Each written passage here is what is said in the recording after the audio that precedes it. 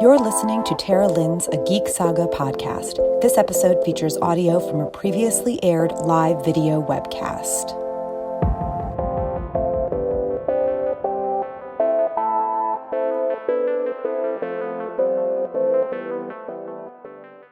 Hi, I'm Tara Lynn of Geek Saga Entertainment, and welcome to Drinkin' The Hangover, a post-Dragon Con 2022 webcast where we talk about what we did, what we missed, and how we felt overall about Dragon Con 2022. Tonight, I'm joined by Ashley, Jenna, and Danny. Go ahead and introduce yourselves. I am Jenna, and I have been going to Dragon Con since 2014. I really like to cosplay Squirrel Girl and participate in Swag and Seat. I brought over 600 items this year and got rid of all of them. So next year I'll have to bring even more. And you can follow me on Instagram at Derpy Squirrel Cosplay. I'm Ashley. I'm mostly known for a podcast of Ice and Fire. I'm involved in the Game of Thrones scene, and been going to Dragon Con. I guess this makes 10 years for me now, although there were two that I missed, one for COVID and one because I didn't want to go because of COVID. I take pictures and have fun. Danny Hunter, and I've been going since 2008. I don't know how many years that is. I'm not doing the math in my head. More than all of us. Maybe. So, well, I started out day. I didn't go to 4 days until I think 2010. And I didn't get a hotel room until 2011. So different anniversaries there. Yeah. Well, as I already mentioned, I'm Tara, and you can find me on Facebook, Instagram, TikTok, and Twitter at A Geek Saga, and on the web at ageeksaga.com. Also, don't forget the Geek Saga Entertainment Patreon with 10 tiers ranging from $1 a month to $40 a month. It offers tons of ways to support us and receive some great perks in return. We did recently sort of update some of our tiers to include new perks for our $3 per month guard tier and for all tiers from $5 a month and up, including early access to my current weekly podcast series. It's on my Geek Saga channel, and it's called Hot D Takes, and it covers HBO's House of the Dragon episode by episode. So you can check that out at patreon.com/geeksaga_entertainment. Okay, let's get down to brass tacks. Drinking game. Drink, if you're not too hungover from Dragon Con itself, drink when any of the following happens or is mentioned. Legacy hotel rooms, the Dragon Con app. We can probably scratch that, honestly, because it's a post-Dragon Con thing, but whatever. It's the same rules as the pre-Dragon Con one, so I guess if we mention the app, drink. The word habit trail is used. Any of the cults are mentioned. Carpet, trashy, FedEx John, 36 dozen eggs. That one's probably going to get dangerous. Drink when a specific party is mentioned. Bunny Hutch, Heroes and Villains, etc. Drink when there is an animal-related interruption. And then our personal ones, drink when myself, Tara, mentions Red Dead or being an attending pro. This one's really dangerous tonight. Look, probably even more so than the pre-Dragon Con one. I'm sorry in advance. Drink when Ashley mentions Canada or being Canadian or Final Fantasy. Also going to be dangerous. Drink when Jenna mentions any iteration of Squirrels or Squirrel Girl or Swag and Seek. Wow, this is going to be so much worse than pre-Dragon Con. And drink if or when Danny mentions collecting toys or his toy collection or how he didn't get any of Jenna's swag. I added that in there last minute. All right. I don't think we had to drink for me last time, so I think mine's going to be super simple. Yeah. I mean, you could be like a real asshole and try to work it in there, which we've absolutely had people do in the past, but I think it's going to be not dangerous that guy. enough. I'm just not that guy. Yeah. This is my first alcohol since Dragon Con, since I got COVID at Dragon Con. My voice is still kind of deep. Didn't test positive till like a week later, and we're not sure if that's from Dragon Con or just from me. Probably from me. Yeah, probably. I will say, like, I feel like I got a tickle, I got like a piece of fuzz in my throat at Dragon Con and had like the worst like choking coughing fit on Saturday or Sunday. I got rid of it eventually that day, but I feel like I never really got rid of it. You know what I mean? So anyway, all that said. So what happened in Dragon Con news after Drinkin' Con version 6.0? So we did Drinkin' Con the Saturday, like 2 Saturdays before Dragon Con started. So like a week and a half-ish before Dragon Con started. And was there any actual like official news that came out or changed in that last week and a half? Because I don't remember anything big, but there were some big cancellations last minute. Mm. The Boys was the biggest one. Yeah, I had some cancellations, but to me that was like, is this really Dragon Con? I was super upset because Sadie, the actor for Sadie from Red Dead Redemption 2 canceled. And actually she canceled, oh gosh, it was like 2 days after we did Drinkin Con. So that really sucked to like 2 days later find out that the person I was most excited to meet wasn't going to be there. And then my Fear the Walking Dead panel that was supposed to happen on Monday got canceled because while some of the actors did make it to Dragon Con, they all had to, even the ones who made it from Fear the Walking Dead had to leave early on either Saturday or Sunday. I know they did some panels and they were there for a bit, but they had to leave on either Saturday or Sunday to go back to set, which is what, that's what the Apocalypse Rising track director told me because I was like, oh, my panel disappeared from the app. What's going on here? But I mean, I figured it was something like that, but it was nice to get confirmation that it was just they had to go back to set, even though it sucked a little bit because even though I'm not the hugest Fear the Walking Dead fan, it was something I was excited for. So, and you said the Boys, a bunch of them was it all of them, or was that also like a set thing? So it was Alonzo and can't think of Mother's Milk and Frenchie canceled the characters. They got one other one to join that was announced during con, and I just didn't end up making it to it because I kind of unfortunately lost interest at that point when they weren't going to be there. So gotcha. So who was there then? If I can't remember, I thought it was only 3 of them that were supposed to be there in the first place. Yeah, I thought it was like 5. Female, and then they got.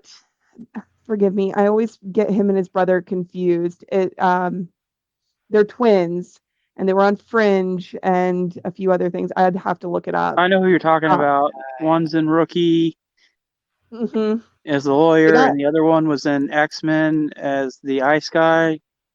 But I don't know their name. Oh, yeah. Okay, he's also in Get Lock them and Key, confused. yeah.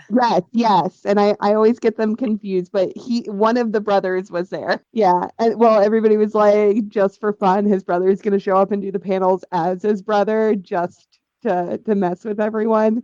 So they got the wrong brother there. Like it was all over the chat when they announced him because people were like, wasn't he an XYZ? Why isn't it on his profile? And they were like, that's his brother. I mean, and honestly, we all I think everybody expected there to be some cancellations, right? Like, yeah, especially there always are, but I think this is the new normal. I hate that term, but so yeah, I don't know that there was any other really specific, like last minute big news with Dragon Con itself. So let's get into the general things that happened at Dragon Con news. This isn't personal stuff, y'all. This is news, quote unquote, such as it is from Dragon Con. Now, I was lucky enough that every time I came back to my room, pretty much, at least one of my roommates was there to give me the latest and greatest from the Dragon Con official or other Dragon Con Facebook groups, etc. Usually it was Ashley, but sometimes it was Nami giving me news that she heard from Ashley. So I guess we might as well just brush it off and laugh our asses off at the Hilton. Everything that happened with the Hilton. Hilton mate sitting in the hotel room. Just like it was live. Like most time, if you're just sitting in the hotel room, you're just watching Dragon Con TV.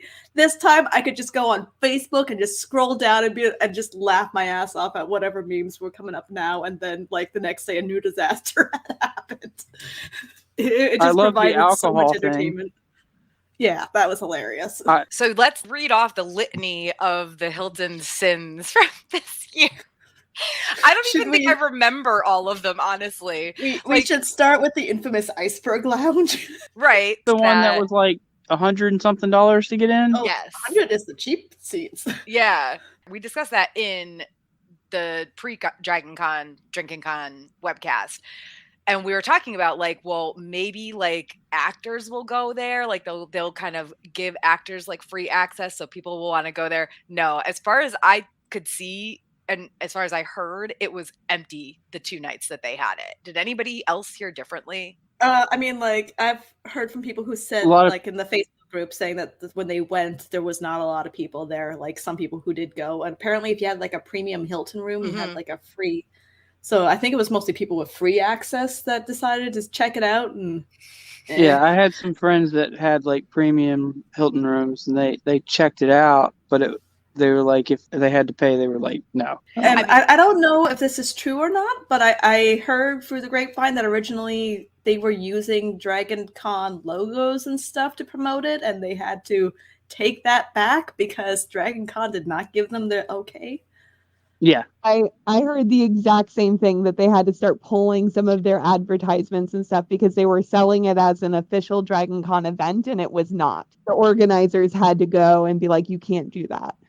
I wonder after the con if they got a cease and desist from the WB for using WB logos. Oh, they were the using Gotham Batman, stuff. yeah.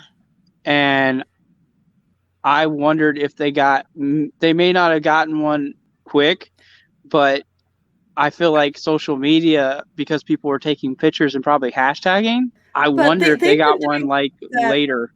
The themes every year for the past like 3 or 4 years. Yeah, now. But they weren't selling tickets to an event where the signage was using WB logos. That's a very different situation. Yeah.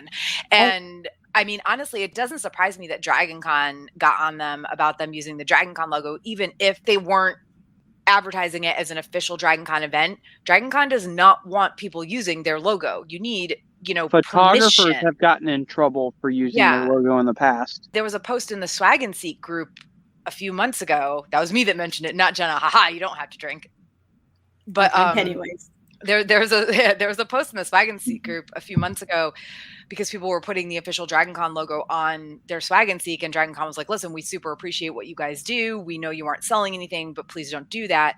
And I mean, as somebody who runs a convention, I literally have a merchandise agreement with the one person who is allowed to produce items with our logo on it outside of us.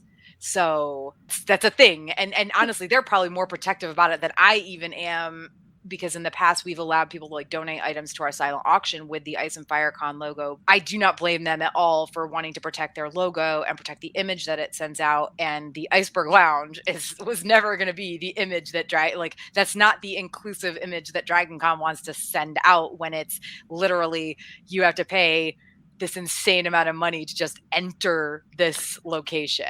So Wednesday, when I was coming back to the hotel from the Marriott to my hotel room in the Hilton, they had security already up, and they asked me for my badge. Wednesday.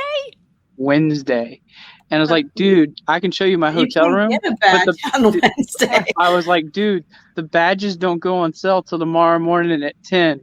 I said, but I can show you my hotel room key if you want, because I was rooming there. So I was like, I got that. Oh, you're good. All right. And I was like, how am I the one guy that they probably stopped?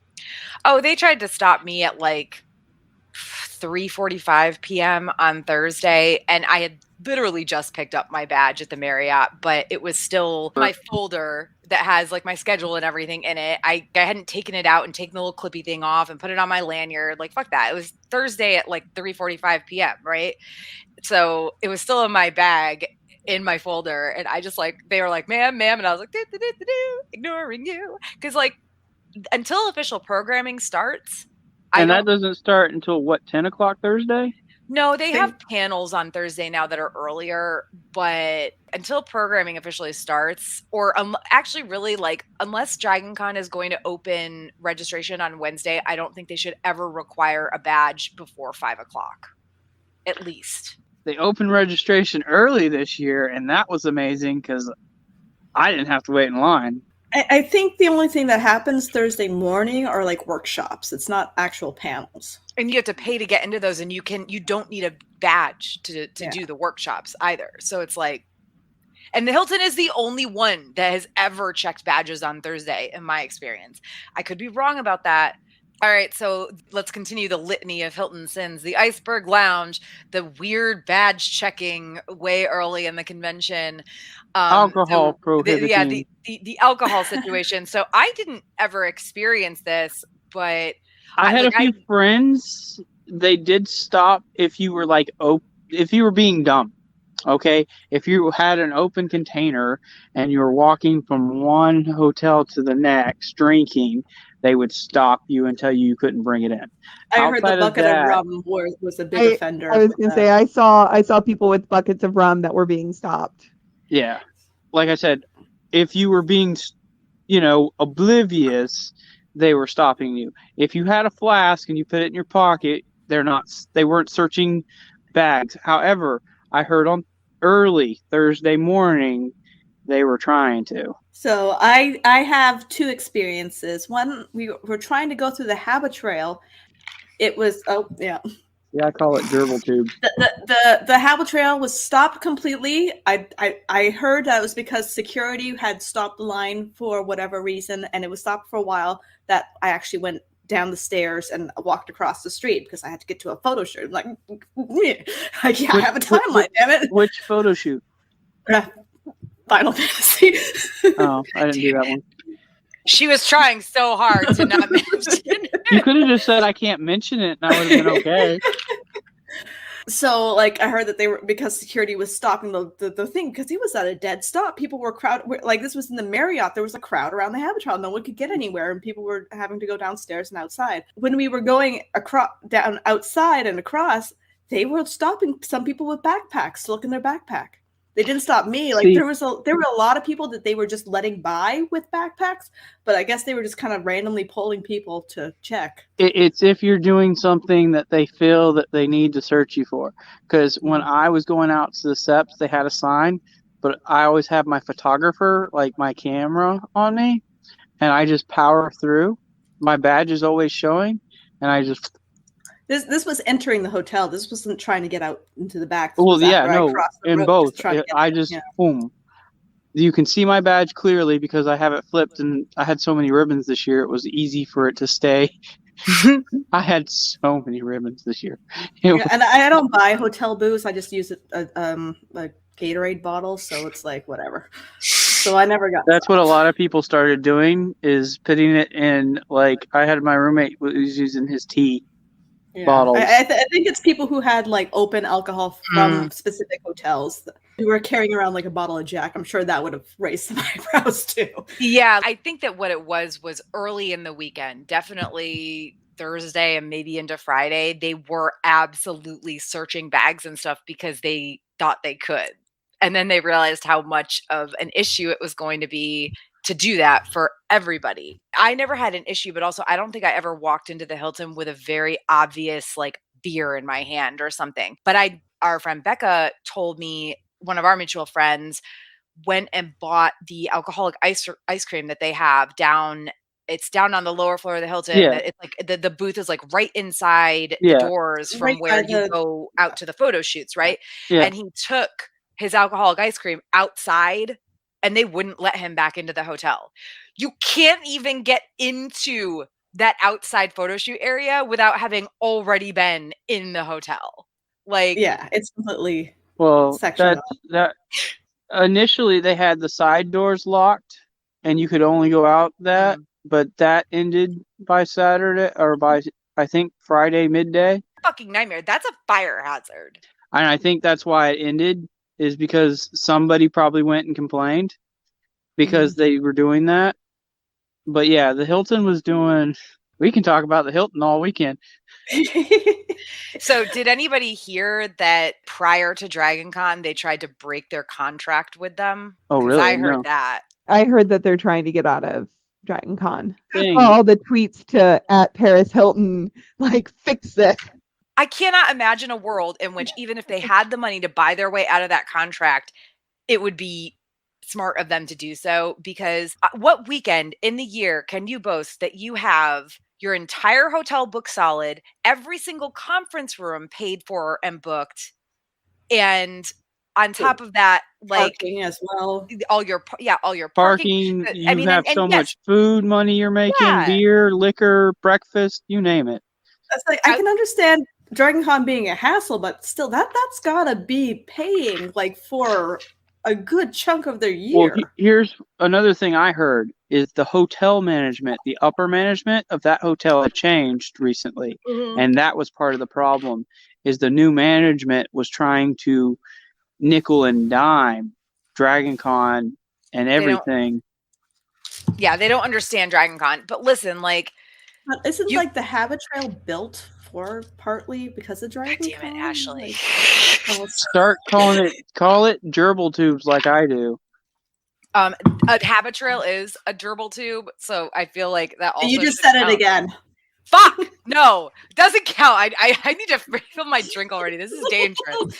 Why is like it a 5-second rule between saying it, right? Like, so yeah, the Hilton tried to or is trying to. I don't know if they're still trying to, because I feel like probably not. What I'm guessing is, what I know is that Dragon Con has a contract that was set in stone. You know, it was like written on the fucking tabula rasa, God knows how long ago, a decade or more, maybe, we don't know. And it's probably like between the room rates for such a crazy busy weekend, and they probably are paying way less for the conference rooms, et cetera, et cetera.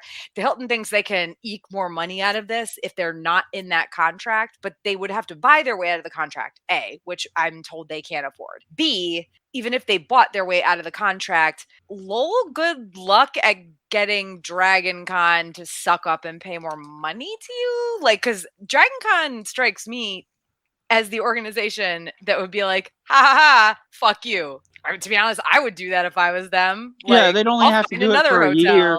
They'd do it for a year, and the hotel would be begging them to come back. Yeah. For 1 year, they'd be like, well, I guess the Sheraton is now hosting a lot more events. All they'd have to do is take over the entire America's Mart, and they'd be fine. Or another hotel that's not attached, like that's super nearby, like the Ritz-Carlton. Doesn't the Ritz have conference space? Yeah. I thought it did too. The problem with the America's Mart is it ruins the vibe that Dragon Con has always strived for. That's one of the reasons why they haven't moved to World Congress Center either. I just think they do it as like a 1 year. It's like, okay, we're not going to bite and punish them. Yeah, that's what I'm saying. We're just going to move everything here for 1 year, and I guarantee you the Hilton would cave. Yeah.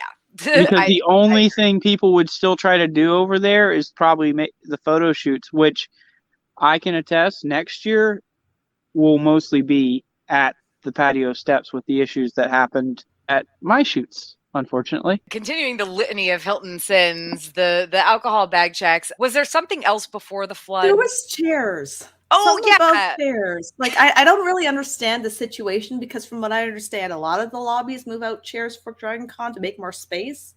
But people were really upset that some chairs were moved. Yeah, the outside ones over by the steps, they had nice chairs that they put up a few years ago that they took away during Dragon Con this year, apparently. It was also for where they normally do the karaoke and stuff too. I heard that some of the furniture from that was missing, because there's normally like tables and chairs and stuff that's out in the lobby as well that wasn't as available this year. I was under the impression that it was inside stuff. I've never spent enough time in the Hilton to realize that there were chairs or seating missing. I mean, the Hyatt never had seating outside of what's in and around the 22. I know they got rid of it in the Marriott in the Pulse area. They used to have a lot more. They did that like, I mean, shit, I can't remember the last time they had seating there. 2013, I think it was in 2018 or 2019 when they got it was before. Like, it was before that. I get the impression the thing with the chairs was that people were already down on the Hilton, so that when this other problem happened, they just kind of piled on it. And I also heard that apparently they put the chairs back out because people were complaining. They did. I had a separate issue at the Hilton too with the parties. They weren't letting you back in to go to the restroom. They weren't managing that very well. You had to go back and stand in line again. Was that a Dragon Con volunteer thing though? I feel like that's normal. No, it's not. Because I've gone to a lot of the parties that will give you tickets or they'll check and let you back. I have had tickets before. So it was actually a staffing issue with the hotel, is my understanding, because the only way that I was able to leave a party and get back in was finding an official Hilton staff who was willing to let me and vouch for me, because we had just gotten in after like an hour in line. I know Dragon Con was very much under volunteer staff this year, so that could be part like that they didn't have volunteers available to handle that situation. I feel like that's a manning issue, not probably it was. I just only experienced it at the Hilton. I had no problems at the Marriott. One of the events that I cover late in the night, which I won't name, I'm not naming it. Is it a Thursday night one? No, this is. He's not naming it because it's a specific party, maybe. Mm-hmm. Maybe. He's trying to keep us from alcohol poisoning. Thank you, Dan. Oh. So about 3 a.m, I cover something in the Marriott in the atrium level, and they generally have security in that nice little partitioned area in front of the stage. They did not have but a Dragon Con security guy. So when Dragon Con photography got there, and I know them because I've been doing this forever at this point, I guess, and I didn't realize how close I'd gotten with security as well as the staff, because it was really nice this year. They all knew me, and it was real simple, and I didn't have to. It was awesome. So the other photographer's wife kept getting knocked by another guy who was up there shooting video, who wasn't supposed to be up there shooting video, and before I knew it, there was 8 security guards in front of the partition area. Now I was straight. They all know me. I know one of the lead security guards now. He introduces me to all the security people now, so I'm good. So I think if you're ever on this again, your new drinking rule is going to be every time you talk about how many people you know. that could be a trouble. That would be dangerous. But yeah, it was funny because as soon as they got there, all 3 of the Dragon Con security staff, like who've been doing it for I don't know how long at this point, but they're like, "You're good, Danny. We're not worried about you. We know you." But those other guys, who are they? I don't know. They seem nice to me, but I'm also a big guy. Most big guys don't bump into me because I'm going to take them down with me. So and it's like, whoa. Not even trying. Just. I've had people bump into me, apologize, and they go back 3 feet. Like, I'm fine. Are you okay? You know? Well, so Jenny, you said you thought, or you were told that it was a Hilton problem, not a Dragon Con volunteer problem, correct? That's my experience with it. I mean, honestly, not shocking. Let's get into the big thing, though. Are we missing anything else? I don't think there's anything else. If there is, it was. There were so many minor little complaints about the Hilton that it's like some of them are lost to the annals of time. Honestly, if you search the Dragon Con official Facebook group for the word Hilton, like I tried that. Good luck with that. There's so much that like, good luck sifting through that drama. But there was one other small thing, and it actually happened to me back in 2019, the last year I had went to. Was someone was saying it's like, hey, I was at the late night party on Monday night, and they had closed off the Habit Trail at like midnight. Yeah. They always do that, though. Yeah, that happened to me. I did not know that. I had been separated from my friends, and I had to, and those, after Dragon Con, walking. I always do. I do so much street walking. The Hyatt. It's not even funny. You are a big dude. Yes, you're a dude. There is a huge difference. I was terrified that one year because if you are walking from the Hilton to the Hyatt at Monday when they've locked most of the doors, it is a couple blocks that you are walking by yourself as a small woman at like 1 a.m. Well, it is not okay. I very vehemently disagree with them locking the doors at that time because Dragon Con, there are still people around Monday night.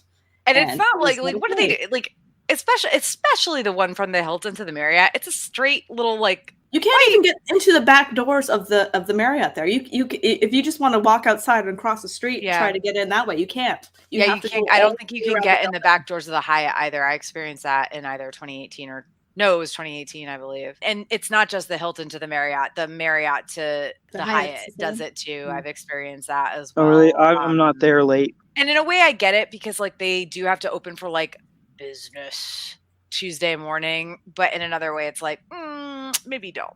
Like the habit trails aren't that bad, that gross, that dirty, whatever, particularly the short one from the Hilton to the Marriott that you really have to worry about cleaning it or whatever. But I don't know that that's going to change anytime soon. But also the official get rid of your alcohol party that happens in the basement of the Hilton, that's only been happening since 2017, maybe. So it's not really been around that long. So it could just be that they haven't caught up with the times yet. And that's not Dragon Con's fault. That's just like, hey, for the safety of the crap ton of people who still stay at your hotels through Tuesday morning, because it's a lot of people. And the thing is, it's a lot of people who don't have their normal friends group there either, because a lot of people have already left. So that's why, like, I was in the situation where I was by myself because I thought that I would have a safe route back to my room. I didn't think that I needed to, worry about coordinating, trying to get back to the hotel. Yeah, I think next year I'm going to try to stay an extra day because I hate that I leave so early Monday. A lot of my friends stay longer and I miss them. We are always there until Tuesday. And I think the dump party has been going on longer than 2017. Yeah, it's been going on for a long time. It was actually the Colonial Fleet, the Battlestar group that started it like a long ass time ago. And now it's like a sort of official Dragon Con event where they have the room for it in the basement of the Hilton. The first time I ever went to it, they did not have the Hilton basement yet. But that was 2014. It was on the 10th floor then. Yeah, I was invited by a friend who was in the fleet or whatever. But I don't know when it became like them renting a room in the basement of the Hilton. But I don't think it was before 2016. I really don't. I would say 2017 was the first year I heard about it being in the Hilton basement outside of just like the Hilton 5th floor, Hilton 12th floor, whatever. It was fairly new, like when you brought the ostrich. I think that was only the second or third year. Oh, Dorothy. Okay, so last but not least, on the Hilton podcast, not least, this bitching about the Hilton podcast that we're doing. Oh God! So the Hilton flooded. A pipe burst on the 8th floor, is what I was told. Yes. Yeah, because I was told that it was a supply line. All I know is it was a bathroom. Yeah. Right. No, I was told that. I was told it was a water main. It was a supply line. It was not. It was not contaminated. It was clean Cat 1 water. Well, yeah, is what I was told. It wasn't. Tried to flush their makeup wipes. Well, if it came out of a toilet bowl, it's always Cat 2 or 3, depending on what's in there. It's always dirty no matter what if it comes out of a bowl. And I was told that it was Category 1 water, which is clean supply, like potable water. Yeah, I saw like one comment or no, don't be sorry, because you know these things, insurance person. I saw one comment or post somewhere where I think it was a comment on one of the posts about the Hilton flooding where somebody was like, that was not just water. And I was like, I'm only seeing one comment about this, but also like if that had been not clean water, they would have had to evacuate the entire hotel. That is like a hepatitis. You cannot imagine, because my partner works in construction. It depends on how much money was paid. He works in construction and knows about these things. And he works in hospitals. And like, if it is any sort of water that could even possibly be contaminated, it is such a huge health risk. The Hilton, that entire hotel would have been shut down and everybody would have been packed up and had to leave. Maybe the floors above that would have been okay, but every floor below that, including all of the bars, restaurants, etc., there's no way they would have allowed people on those floors if they thought that water could leak into those floors if it was contaminated at that level. Apparently they had some extra rooms because I had friends that were affected, like their room flooded and they were given another room. Were they like premium rooms like that? I don't know. I did not ask that question. They just told me that they had to move rooms because their room was flooded. I did not I didn't get I always assume that the hotels do keep a stash of premium rooms for people who want to upgrade and whatnot. They actually all keep a selection of rooms that are available specifically for their contracts with the airlines at the 3 hotels, the main 3. So you'll see a lot of them that will have rooms that are reserved for that, but they'll use it when they have to as well. They did it really fast and they were super helpful to them. Kind of had to.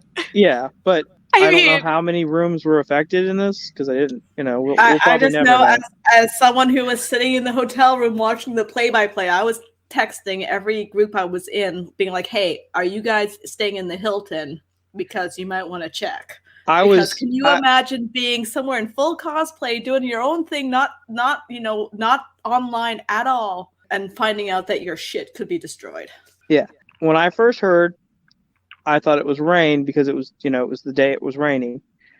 And then I heard what floor it was, and I was like, oh, that's a pipe. That is not rain.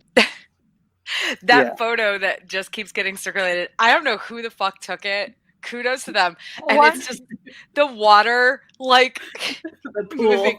And I've seen so many memes made out of it. But my favorite one is still going to be all Titanic cosplayers to the 8th floor of the Hilton, because it literally did look like the shots from the Titanic where the water is just slowly flowing. Like, and yes, it very quickly flooded the 7th floor.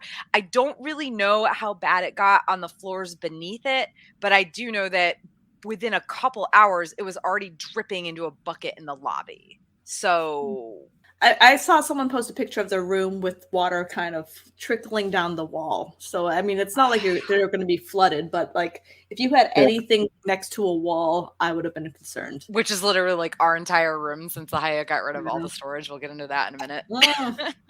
Well, we might have bitched about the Hilton long enough. But we have bitched about the Hilton for the past like 30 minutes. I mean, it was still a pleasant stay. I stayed in that hotel. I didn't, outside of the other shenanigans, it was fine. Some unfortunate events where just like they got hit one after another. And the thing is, once the internet catches on to a trend. I mean, people were complaining. I saw the alcohol sign before I even got there. So before we close out on the Hilton stuff, like Ashley said, once the internet gets a hold of it, it's just going to explode. And it didn't help that, let's be real, the Hilton pissed off the DragonCon gods. I'm not going to name who they are because that's dangerous enough in itself when it comes to drinking on this webcast. But you know who they are. The Hilton pissed off the DragonCon gods, and they just got fucked over and over and over again. And the fact that it ended with that. I heard that another pipe burst. I don't know if it was true or not, like on like the Monday. Well, I just want to read a couple of my favorite quotes or comments from the DragonCon official Facebook group. Oh, man. Someone named Celeste said they can pay for the repairs with all the proceeds from the Iceberg VIP lounge. Okay. And someone named Jay said, "Hey, no outside drinks." And Amy replied, "But it's an inside drink." And then again, the all Titanic cosplayers to the 8th floor. I wish I knew you were doing this. I would have compiled a list of my favorite memes. I know. Seriously, I mean, I love. There was one with the Shining with the twins. Come play with us. I saw a Pennywise photo. Oh yeah, that one. I saw this Pennywise. And I don't know if it was photoshopped or if somebody actually went up in their costume, because I could see that happening at DragonCon. Yes, I could too. Although I wouldn't want to ruin my Pennywise costume. I did see one that was that photo of, or a screenshot from one of the Twilight movies. I can't remember which one, of all the it's the vampires looking, like just looking down on everybody. And the one I saw said Sheridan, Marriott, and Hyatt looking at the Hilton, but honestly, wrong. That is Westin, Marriott, and Hyatt looking at the Hilton, because P.S. the Sheridan had their own share of problems. Really? With the mushrooms. Yeah, somebody else mushrooms. Like, listen, in 2019, they had the Legionnaires thing, and then this year, somebody literally found mushrooms growing out of their bathroom wall. This was my fave. Hilton. I'm the Sheridan now. For those of you listening to this as a podcast, Ashley just shared a meme where it's just a picture of somebody eyeing somebody else saying Hilton, and the bottom one says, "I'm the Sheridan now." But yes, because the Sheridan's usually the one that gets shit on. Yeah, but the Sheridan did have mushrooms growing out of a wall in somebody's room. So the Sheridan's the only hotel that doesn't do badge checks at all. Well, why would they? They're just happy to get people there. It seems very fitting for them to have, the bacterial growth one year and fungal growth, this year. So Yeah. Yeah, the Sheridan was the one that had Legionnaires a couple of years ago, and I mean, we memed on it, but they sorted it out, they fixed it and everything. Like everyone memes on the Sheridan. It just sucks that it's down a hill. I mean, if it was closer, it would be a lot more popular. Someone shared a picture of the bathroom, and the bathroom happened to have not just like mold. We're not talking about little bits of mold. We're talking about sprouting mushrooms that are like they were like pushing out of, like sprouting. Like it was peeling. Of mushrooms. The wall thing was like peeling back as the mushrooms like crawled out. It was this is my worst. These are I hate mushrooms so much. Mario mushrooms. Like they look like something I wish I had find seen it. in a rainforest. Like I see those little mushrooms in the grass. They're like, oh, those are these cute little mushrooms, whatever. No, these were like fungi. Anyone who's listening to this, if go to the Dragon Con official Facebook group and search the group for the word mushrooms and you'll find it. It's the only post in there. I don't think this was a common problem, but it's still fucking gross. It's if weird. That was me, I would have I was flipped my not shit. aware that mushrooms could just like, and someone commented like, yeah, if you get rid of those, they'll just grow back. Those types of mushrooms grow super, super fast. So yeah, I don't know about fungi, but I mean, I feel like that's not right. This was several days into the convention. So probably like what I'm guessing is they weren't there when these people checked in or whatever, at least not popping out, but they were growing behind the thing. So I'm not saying it's even the Sheridan's fault that they didn't notice them, right? Probably isn't, because those types of mushrooms do grow super fast. But that said, ew. And also, this is part of the problem with not having fucking fans in your bathrooms. Yeah, I've noticed that. Why don't these hotels have fans in their bathroom? It's weird. I don't know who Justin is, but Justin says it was a nasty surprise. I can only imagine. Like, ew. Just ew. I mean, if you really want the answer to why they don't have fans in the bathroom, we can go over that later. Yeah. Well, it has to do with how the ventilation works and how you have to push it through the roof and things of that nature, and where does it go. They would have the amount of systematic things they'd have to do to put fart fans in those bathrooms would be like an engineer's nightmare and dream at the same time. They're all shorter hotels. They're all going to be something that's probably under 5 floors. They're not going to be your taller hotels. I mean, I agree. Amy said, like, to be fair, most of those rooms have probably been empty, but also just to be very clear, these are super fast growing mushrooms from what somebody mentioned it in the comments, and I actually looked it up after somebody said something. Yeah, about a week. They do grow very fast. And I also can't imagine that the people who were staying in that room didn't notice the mushrooms when they checked in or showered the first like couple days. So they were probably, the fungus was growing behind the like little wall thing, and it just popped out one day like, surprise, here I am. Can we also discuss the room number that it happened in, though? What room number was it? 420. No, come on. That's funny. Moving on to the cults, which we mentioned earlier. I'm still in the stop trying to make cults happen mindset. They need to be organic. I just want to know, have we named the new cardboard cutout? Because I just want to, I keep meaning to do it, like making a sign saying, stop trying to make this happen, and stand next to that new cardboard standout and be like, it's not done.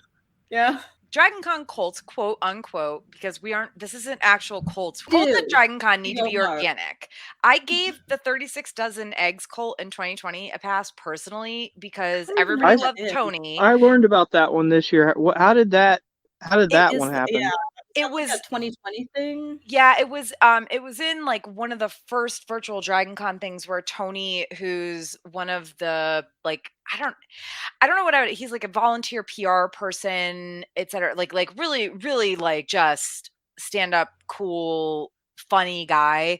But he was talking about how when he first was volunteering for Dragon Con, I don't remember the specifics because this was 2 years ago, but it was something about he was asked to make like a lot of hard-boiled eggs, and I don't know if he actually was supposed to make 36 dozen or if he misunderstood, but yeah, it was like he thought he had to make 36 dozen hard-boiled eggs, so that's how 36 dozen eggs became a thing. I gave that one a pass because, like I said, everybody loves Tony, and we all needed that random hilarity during and after a virtual Dragon Con. I also kind of gave the closed for cleaning a pass in 2021, though thankfully no one tried to bring that back this year. I will say, like, there were wannabe cults popping up before and during the con this year, but I can't quite. I know we talked about some of them in the pre-Dragon Con webcast. There were those scofflaw brewing standees in the passageways. Yeah. To think about that. Some smart marketing person got permission to put them there. I do not argue with them on that. No, I am actually impressed with their, like, hey. Oh, I like the fact that going on the ground floor. These are going to get memed to shit. We need to put them there. I like the weed ribbons that got placed in all the hotels. I did not see there that. Was like there was a pot, like whatever, one of those things. They had put ribbons for your badges in like all the hotels. Yeah, I didn't see that. It was like early Thursday, and I'm sure if you didn't get them, they were gone. But I saw enough people with them on their badges. I had one because I got one organically. So, and also we are talking about cults so much, so like I feel like we just need to drink like every 30 seconds. Yeah. One of my favorite things though that only Final Fantasy 14 people will get on the standout that was between the Hyatt and the Marriott. I think it was 2 standouts. Someone had printed out a recruiting for their static raid group, which is, when you're playing an MMO, you have to form a group with people online to do the hard version of raids. And, like, it was written in the way that only people who play the game would understand because it's all the abbreviations. It's like item I-610 looking for, like, LF, I guess it was LF, I think Paladin, PLD, LF PLD item, for PS like 5. I'm sorry, I'm probably getting it wrong, but like I didn't realize that first, but my husband just pointed out, like, read that, no, look at that carefully. I'm like, oh shit, that they're recruiting for the raid group for Final Fantasy 14. And only people who play Final Fantasy 14. This is counting as the, like I'm saying it all in succession. Yes, exactly. Yeah, this is counting as one whole Final Fantasy 14. Yes, only people who play the game would understand all these abbreviations, and I just found it hilarious. There's this big sign recruiting for their raid group. I'm annoyed because I swear we talked about, there was something that happened pre-Dragon Con where people were trying to make a cult about it, and it was the app. It was the app. That's what it was. People were trying to make cults around the app. Thankfully, that didn't. Cult around the app is drink if you are asking when the app comes out. Shit, I just mentioned, fuck me. I didn't think I would actually do it. No, so it was that before Dragon Con, when it was actually because it came, they actually updated it on the day that we did our pre-Dragon Con webcast, but a couple days before that it had like loaded and it had all of these, testing things. So people were trying to make cults around like the test, like the sample testing data or whatever on the thing on the phone that you look at. So yeah, I mean, thankfully that didn't take hold because I mean there's already a drinking games where you just like drink whenever the Dragon Con app is mentioned. Like that's a thing that's been around for years. Yeah, I would die like every time I saw it. Any other thoughts about the cults before we move on to some personal stuff?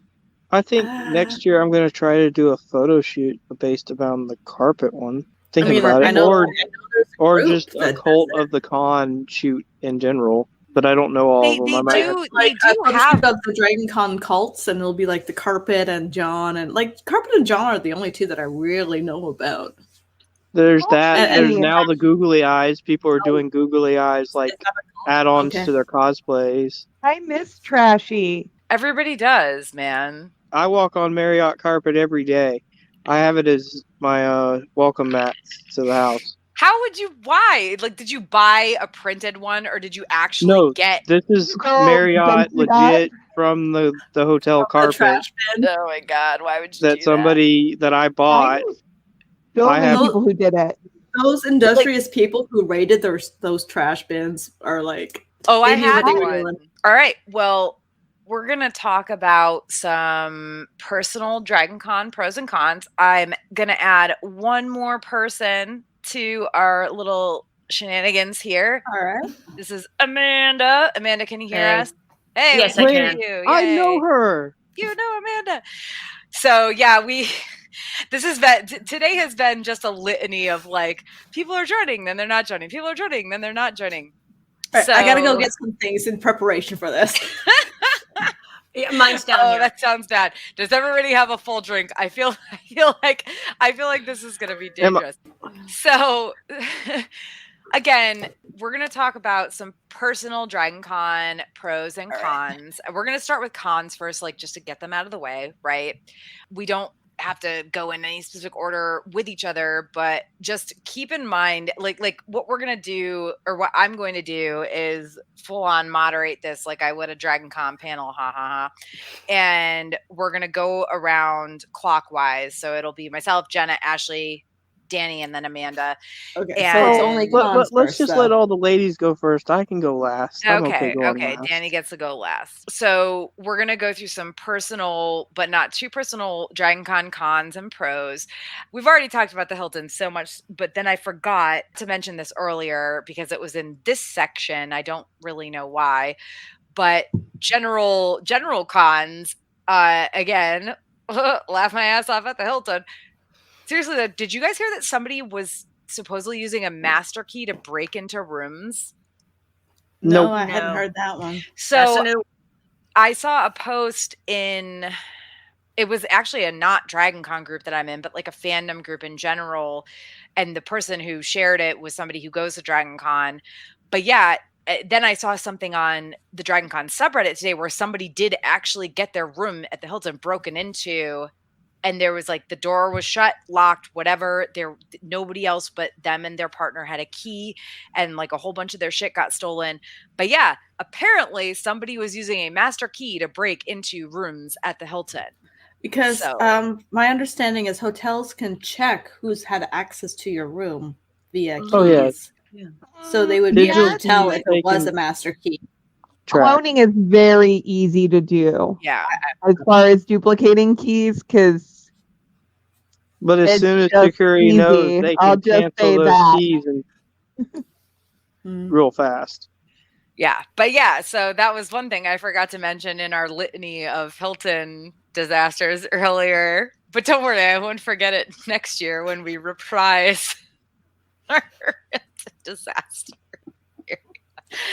Okay, so Dragon Con cons first. And like, listen, I don't want to be too negative here, whatever, but we all have them. So my first one was, how much did you really need a badge? Because despite friends telling me that their badges were getting checked constantly, like everywhere. Mine was checked a lot less this year than had been previous years. Mine was like never checked last year, right? Like I did, unless I was coming in from outside. Yeah. And I kept hearing people saying, oh, they're going to check your badges everywhere. So I had mine out like I used to in previous years, prior to last year when nobody ever checked it. But despite friends telling me that they got their badges checked constantly, I only ever had mine checked on the Marriott to Hilton Skybridge once, which I mentioned earlier on Thursday afternoon. And other than that, I only ever had it checked when I was going into the hotels from the Peachtree Center or the street. I did a bunch of photo shoots on the Hilton outside. So those doors, which, there isn't even a lot of access to get outside from, like the only way you can get out there is from the hotel. That's pretty much where I was mostly checked. And going into the Hilton on any entrance, they had people. They were guarding the Hilton like hardcore this year, like every entrance. Yeah. No, well, they were doing it. They were doing the outside entrances at the Hyatt and Marriott too, for sure. But the sky Hyatt bridges. wasn't checking. the sky over bridges it. Was sky not. bridges. The things in the past, I've had issues with the sky bridges where I've had to like dig it out and to show it. Going into a hotel, I've always had that issue. And in 2019, they were literally checking them in the middle of the Hyatt to Marriott sky bridge, like in the middle, before the SunTrust thing, before the SunTrust tunnel, even. So it was like, how the fuck? Oh God, animal interruption. I heard. Yep, wait, sorry. That's, I'm assuming that's part of the list. Yes, yes, he is. Yes. Say hi, Louie. So, so yeah, that was kind of my con because I like, listen, no, I don't want to have to dig my badge out, but I had it out because people kept telling me, oh, they're checking them. But then guess what? They never were. Like, so... we bitch about the Hilton, but like we do not want outside people in the con. But again, the sky bridges, you're already inside. I don't understand. Well, yes, but there's so many people who come for like football games and stuff, and like if they only have a room at the Marriott or a room at the Hyatt and not a con badge, they were still absolutely able, at least in my experience, to go from one to the other throughout the weekend. And that's the thing that's frustrating to me. It's like, no, listen, it's a pain in the ass. I don't want to have to dig out my badge 600 times. But also I do want to, because then it means that people who haven't actually paid for a Dragon Con pass aren't able to just move from one hotel we to all another. Remember the chair being thrown off the Marriott. Well, there was something tossed this year as well, because I was down. Which hotel was it? It was the Marriott again. Oh, wow. And security was out there stinking fast. I don't know what was tossed down. I didn't see it, but I heard it hit. And this is why we can't have nice things. Yeah. So I got hit with a bottle of ice fear of the chair. Oh wow. So now the other thing is, and this is both a con and a pro, so I'm going to talk about it both times. But I finally does that count as a drink? I finally went to the aquarium. So my cons about this was getting there was fucking miserable. Like, it was daytime. Did you take the bus? No, I don't know where the bus was. That's late.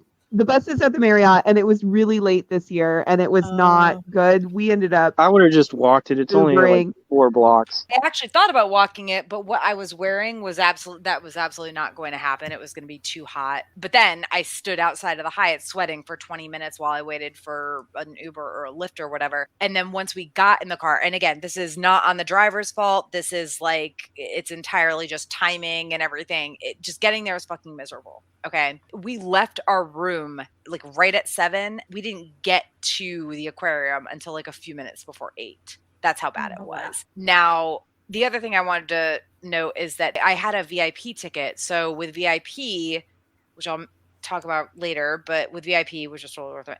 I really didn't like that they wouldn't let the bartenders have tip jars. Oh, so yeah, there were like, you get drinks are included, right? But there was no tip jar. And the first bartender I went to had like a couple bucks like sitting under like a bottle or something. And I was like, even if she hadn't, I would have passed her money anyway. But like, I brought copious amounts of cash just to tip the bartenders, knowing that my drinks were included. And I asked the second one that I went up to, I was like, why don't you guys have tip jars out here? And he was like, yeah, we're not allowed. And I was like, the fuck? Like, I'm hoping, I know like myself. Anyone who works in the service industry is like, yeah, like I'm hoping, like I know myself and all my friends were like, yeah, here, just like take our cash. But like, not everybody understands that. So I was like, that's annoying.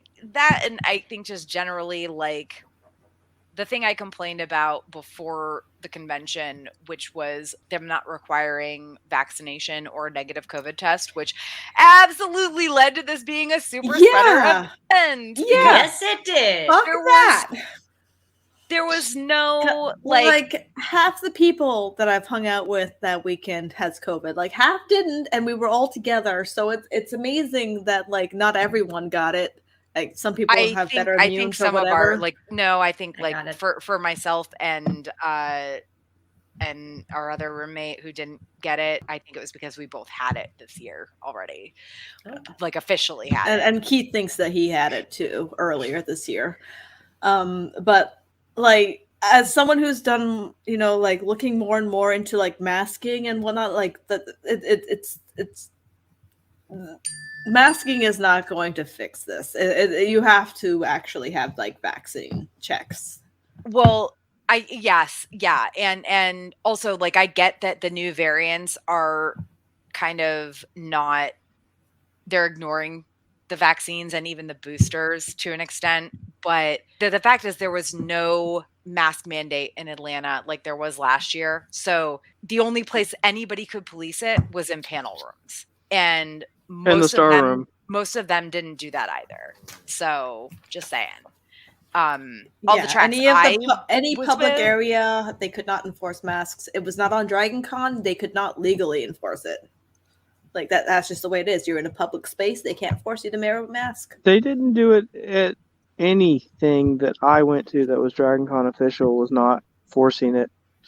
I mean, mine were. And any panel I went to, they were. Mm-hmm. The thing we can't mention that happens late at night, none of those were requiring it. Maybe to go in, but not once you were in, you were fine. Yeah, I agree. I went to a couple parties, and they were, same. So anyway, I was annoyed that they had no tip jars, whatever, at the aquarium. The other thing I wanted to mention, and this isn't something I personally experienced, but I had enough friends, particularly friends who had were going to Dragon Con for the first time this year, complain about it. So I looked into it and talked to people about it, was the vendor room lines, because I didn't even go this year for the first time. I never went. So I walked in on Monday, no problem, at like 1:00 in the afternoon, 1:30. I think it was 1:30, but I've walked in on Monday every year. But it being at the America's Mart, they only have that one entrance, right? So that's why there's always crazy lines, as far as I'm hearing. It's to manage how many people are in there. So they're actually counting. Like if you've noticed, there are some people who have counters, and they're trying to manage how many people are in the vendors hall to make sure that they're not over capacity for fire marshal. But that's year funny because they don't check the hotels like that, because they would probably get shut down in a heartbeat. I know one year the Marriott did. Yeah. You're talking 20? Was that 2018? It was. I think it was 2017. I swear it was 2018 when we hit 85,000 people, and they literally shut it down, and you had to start showing your room keys, because like I got blocked out of the Marriott that year, and I was like, no, I'm staying here. Like, here is my key. I got stuck in the Sky Bridge going from the Marriott to the Hyatt in 2013 because it started pouring rain outside on Sunday, and everybody rushed inside, so they closed down both hotels, and they wouldn't let anybody in. So I was stuck in the Sky Bridge for like 45 minutes. Yeah, despite them saying that they had reduced numbers this year, it did not feel like that at all. Oh no, it was reduced. I could tell. It was super reduced. Yeah, last year it was way more reduced, but this year it was still super relaxed. I missed 2021 numbers already. I do as well. It was amazing last year. I saw something on the Dragon Con subreddit where somebody was saying that, okay, so they only have one entrance open. They could open other entrances, but that would mean, of course, that they would have to then staff them. And I get that might have been a problem this year, but I also am just like, this year was worse than normal, because I have never had, like, other than like when it first opens up on Saturday, I've never heard about lineups taking hours to get in, aside from those 2 times. I had one thing I wanted from the vendor room, and it was this shirt. It's an OFMD shirt. It's from my friend Ian Lino Designs. Nice. If you see this anywhere online other than on Ian Lino's official website, it is being stolen. But this particular one is metallic. So like the one you get online, it's just like yellowish. It's not metallic. You can only get the metallic one at conventions. So I was like, not only do I want to see my friends, but I want to get this metallic t-shirt. Like I want that design, but I want it metallic. I want it to be special. And that is the only reason I went to the vendor room or the vendor hall on Monday. But I walked right in, but before that, the lines were like an hour long, almost constantly, all day, every day. And I get the fact that they're checking numbers and stuff, but they really need to have more than one entrance open, especially if they're going to open, or if they're going to have more people there next year, which is again, and I heard, I'm just like, please don't. people who had workshops in there were like, we couldn't get to our workshops. It's normal to wait an hour in line for the vendor hall. Like I think I waited in line 2 or 3 hours before in 2019, maybe 18. No, it was wrapped around the America's Mart one. It went up to the West End. It went around the block of the West End. Like I had time to order a Starbucks, wait 30 minutes for it, grab it by the time the line got there, and it was still fresh because they were so far behind one year. So an hour is great to get into the vendor hall on I don't know why you would ever wait that long. I don't know why I have never Some waited people that long go to the dealer. Really like has their thing. well, so, and I know certain vendors who will only have limited, like yours is a limited run. They probably only have so many sizes. They may sell out kind of thing. And especially with a few, I think it was 2017. Had I not waited on the first day to get the Tentacle Kitty, the Dragon Con one, the purple and green one, Evelyn wouldn't have gotten one. So, I mean, I have traditions that I have to keep. So when they have things that are good, I am willing to wait in line. And I spent not near as much as the time I went drunkenly to the vendor hall at Squirrel Girl with a bend the knee bottle. She said it. God damn it. Amanda's paying more attention than the rest of us. Sorry. I read the rules. But no, so I think it was 2018, I went drunkenly to the vendor hall and have lots of regrets. But this year I think I spent on par, but got way better, less regretful purchases. So, well, my husband did go, but apparently, like he likes the loot boxes, like the mystery boxes, and apparently this year. There's a story about this. Well, apparently these people they've like tried to like capitalize. They're like, oh, the loot box situation is not good anymore. They're like not. They're making them too expensive for the crap you get. Like it's no longer a fun, happy surprise box. Yeah. It's more like get this specific like genre, and it's like overpriced for what you. I don't know. The loot box situation is just. Always depends on people are trying to monetize it too much, and it's losing its appeal. I mean, I'm pretty sure the things that Keith picked up loot box wise were like because they were boxed. He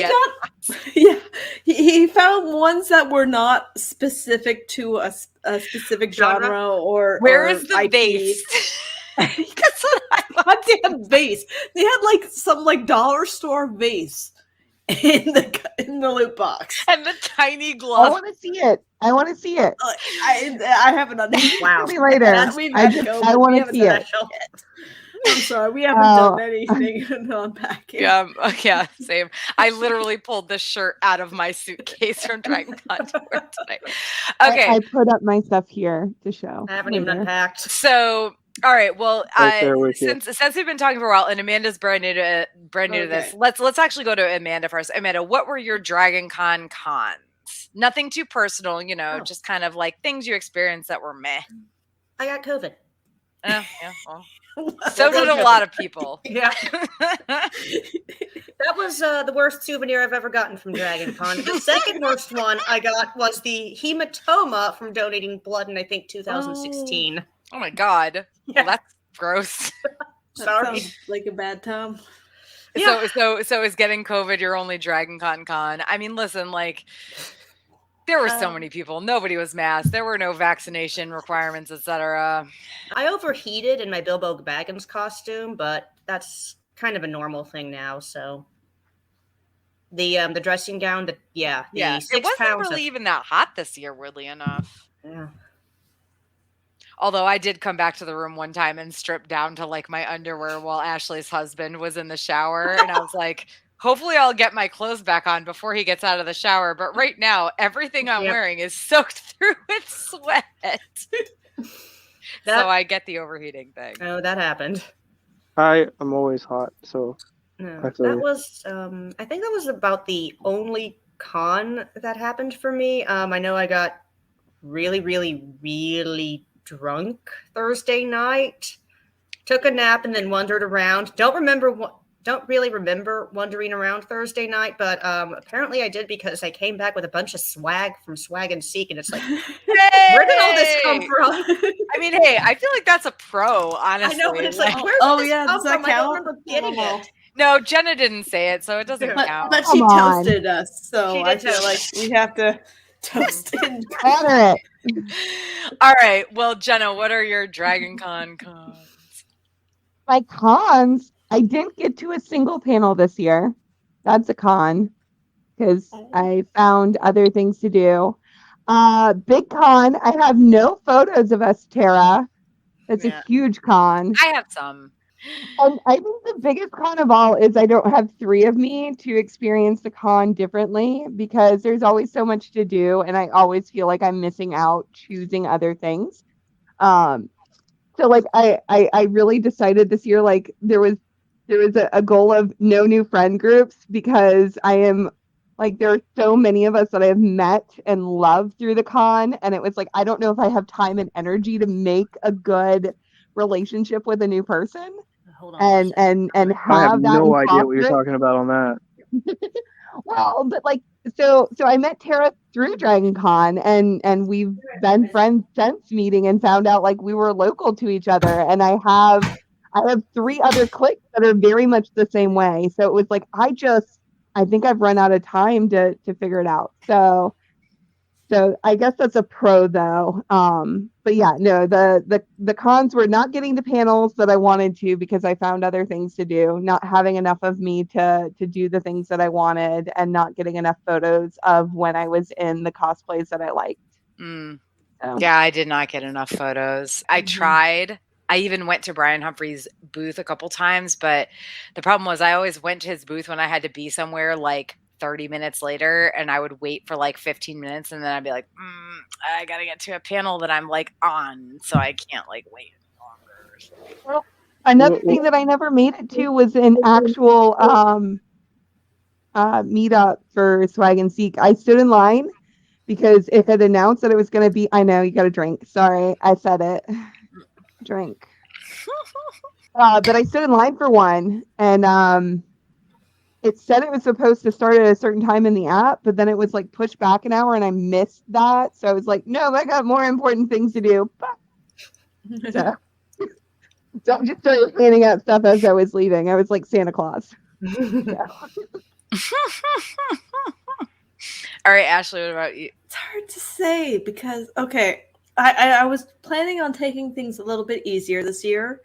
And when I was looking at the panel list, it was not like there wasn't a lot of things I wanted to do. I wanted to see some of Tara's panels, but I never got the chance to do it. Like whenever she was running out of the room, I was like, I can't. I got things. I got photo shoots or like something a cosplay I have to get into, and I couldn't go. And I actually really wanted to, but I have not played Red Dead Redemption, so I knew that I would not understand anything at her panels. You need to play it so that we can. I do. I do. I want to because I like open world games. That's like, listen, if you get into Red Dead Online, also, I'm sorry, I actually mentioned Red Dead that time. But if you do Red Dead Online, I will go back into Red Dead Online just to I will get Dean to do it too, just to like show you the ropes and like help you level up your character.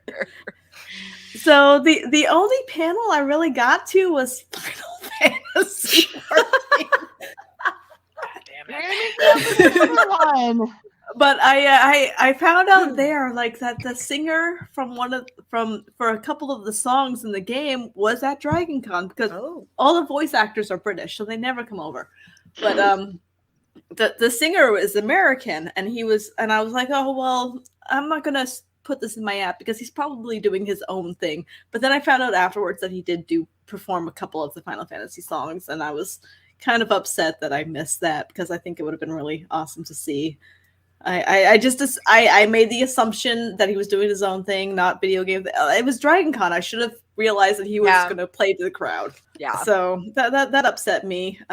Jason Miller, that's his name. He does the Shadowbringers trailer opening, as well as it's the big one from Endwalker. What's it called? I don't know. I'm a big fan, but I can't remember the name of it. But it's like the big emotional song, and apparently he did perform that, and I missed it, and that makes me sad.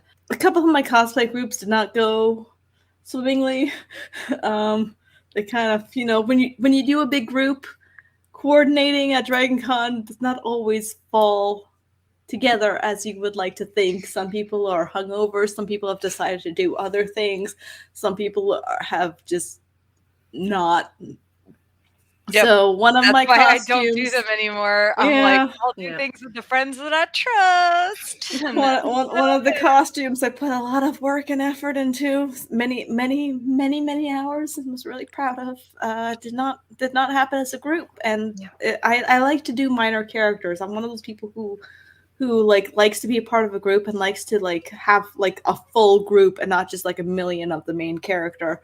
So I did a minor character which did not work on their own. So when that group fell apart, I was like, well, guess I'm not wearing this now. So that sucked. But another costume group, which kind of also we ended up missing a character for, people still I did it with my husband, and people still recognize the two of us together, and we got a couple pictures of that. So that made me happy, even though that group did not come together. What group shoots did you make, Ashley? Outside of Final Fantasy? Oh, well. Because you said you saw me, and I'm just curious on which. Oh, I was part of the Fire Emblem group that actually people came together for. Oh, okay. Yeah, I was the Nintendo photo shoot. We had a big that was group presence. That was insanely big. That was huge. That was I too don't big know for if that my place. Nintendo group or the Flags Meet Death, which of those two groups was larger, but those were both probably 150 or more. Yeah, my understanding was that when our group leader decided to make a Fire Emblem group, they said, not big enough, make something else, and then he was like, okay, let's do Nintendo. Yeah, that was Brian. And yeah, it's just funny because last year our Red Dead group had 6 people, but I mean, I feel like changing it from Fire Emblem to Nintendo, it just made it so big for But it was a lot of fun, and at the RAV Park. I mean, it's just it was too big of a genre for that space. Well, it's not the only group that had issues out there. Yeah, Danny, you can go into your Dragon Con. No, because I know you got. I got the stories. I got the stories? So twice I got to get the cops involved at my photo shoots this weekend. Oh wow! Okay, I want to hear this. My first photo shoot Friday morning, the Wonder Woman group. One of my friends gets assaulted by a homeless guy. Oh Jesus! Physically groped. Got the cops involved in that. Did it quickly, did it quietly. A lot of people didn't know what happened until it went on. I know it went online because I heard from other people, and I was like, I was there. I know exactly what happened. And then my group on Saturday, this teenager ran by with one of those smoke things that they use for gender reveal, and it was a teenager, ran up, shot it, hit 2 of the women. Unfortunately, it was the women turn to get their groups together and hit one young girl in the face and one young woman in the face, and they caught him. The parents of the young girl were mad, and understandably, and they caught him, and I don't know what happened with him. The other guy spent at least a day in jail before he got let out. But yeah, Ivy Park won't be being used anymore on the official photo shoot schedule. Oh, really? Really? Yeah, we are no longer going to be using that venue because of the issues, and Dragon Con can't in good conscience put it on the schedule because they can't provide safety. So that makes we are me going worried because people are going to want to still use that space, and now that's well, if going to they be even do, they less have to. They can still do that, but it'll be on their own accord. Yeah, and it's going to be more dangerous now because there's going to be less people there. Well, that's that's the risk of shooting in a public area. Yeah. And that's why. And the other issue is from a photographer standpoint, who's was going to move that Wonder Woman shoot anyway this year because Friday's not too bad, especially since that one's kind of early. But the later in the weekend, the amount of people that walk up and get in my way taking shots and the amount of overlap in groups over there is a real issue. You know, I'm sure you saw it when we were shooting the Nintendo group, but a lot of people kept walking behind. Other people were walking up with their phones and getting in the way of me, who was trying to get the official group shots for the group, and that's an issue. So there was a lot of other issues there, but the big one now is safety. So no longer will Ivy Park be suggested, and we're working on other avenues. There are other places that we are going to find, like there's 2 other floors in the Hilton to shoot on. There's apparently a conference room that might be available. We're probably going to look at the 10th floor of the Marriott being open up again. Yeah, that used to be used a lot, and then they took it away. Me and Bill and some other people are in groups, and we're gonna work on redoing the shooting schedule and making suggestion to the leaders of things, because some people only need 15 minutes for their group or 30 minutes depending on the size, versus groups that are large who we can do groups of 100 people in about 45 minutes if people know how to do it correctly. And between me and other directors, we can teach you how to do it. I mean, you were at the Nintendo group. We ran that really efficient because she was doing it real fast, and we knocked it out. Yeah, she knew what she was doing. And I did about the same with another group because the director knew what they were doing, and they were yelling it out. And I provide a megaphone, which is also very helpful when you have 100 people. It's very helpful at any point, honestly. Yeah, that's right. I gave it to Tara too. So I used to do photo shoots at anime cons. So I actually bought a megaphone specifically to do them. Even though I had 2 at Hilton, that's a problem. Is the DJ 2 bad incidences? It did not slow my con down. It didn't wreck my convention. As far as I know, it didn't wreck it for the people.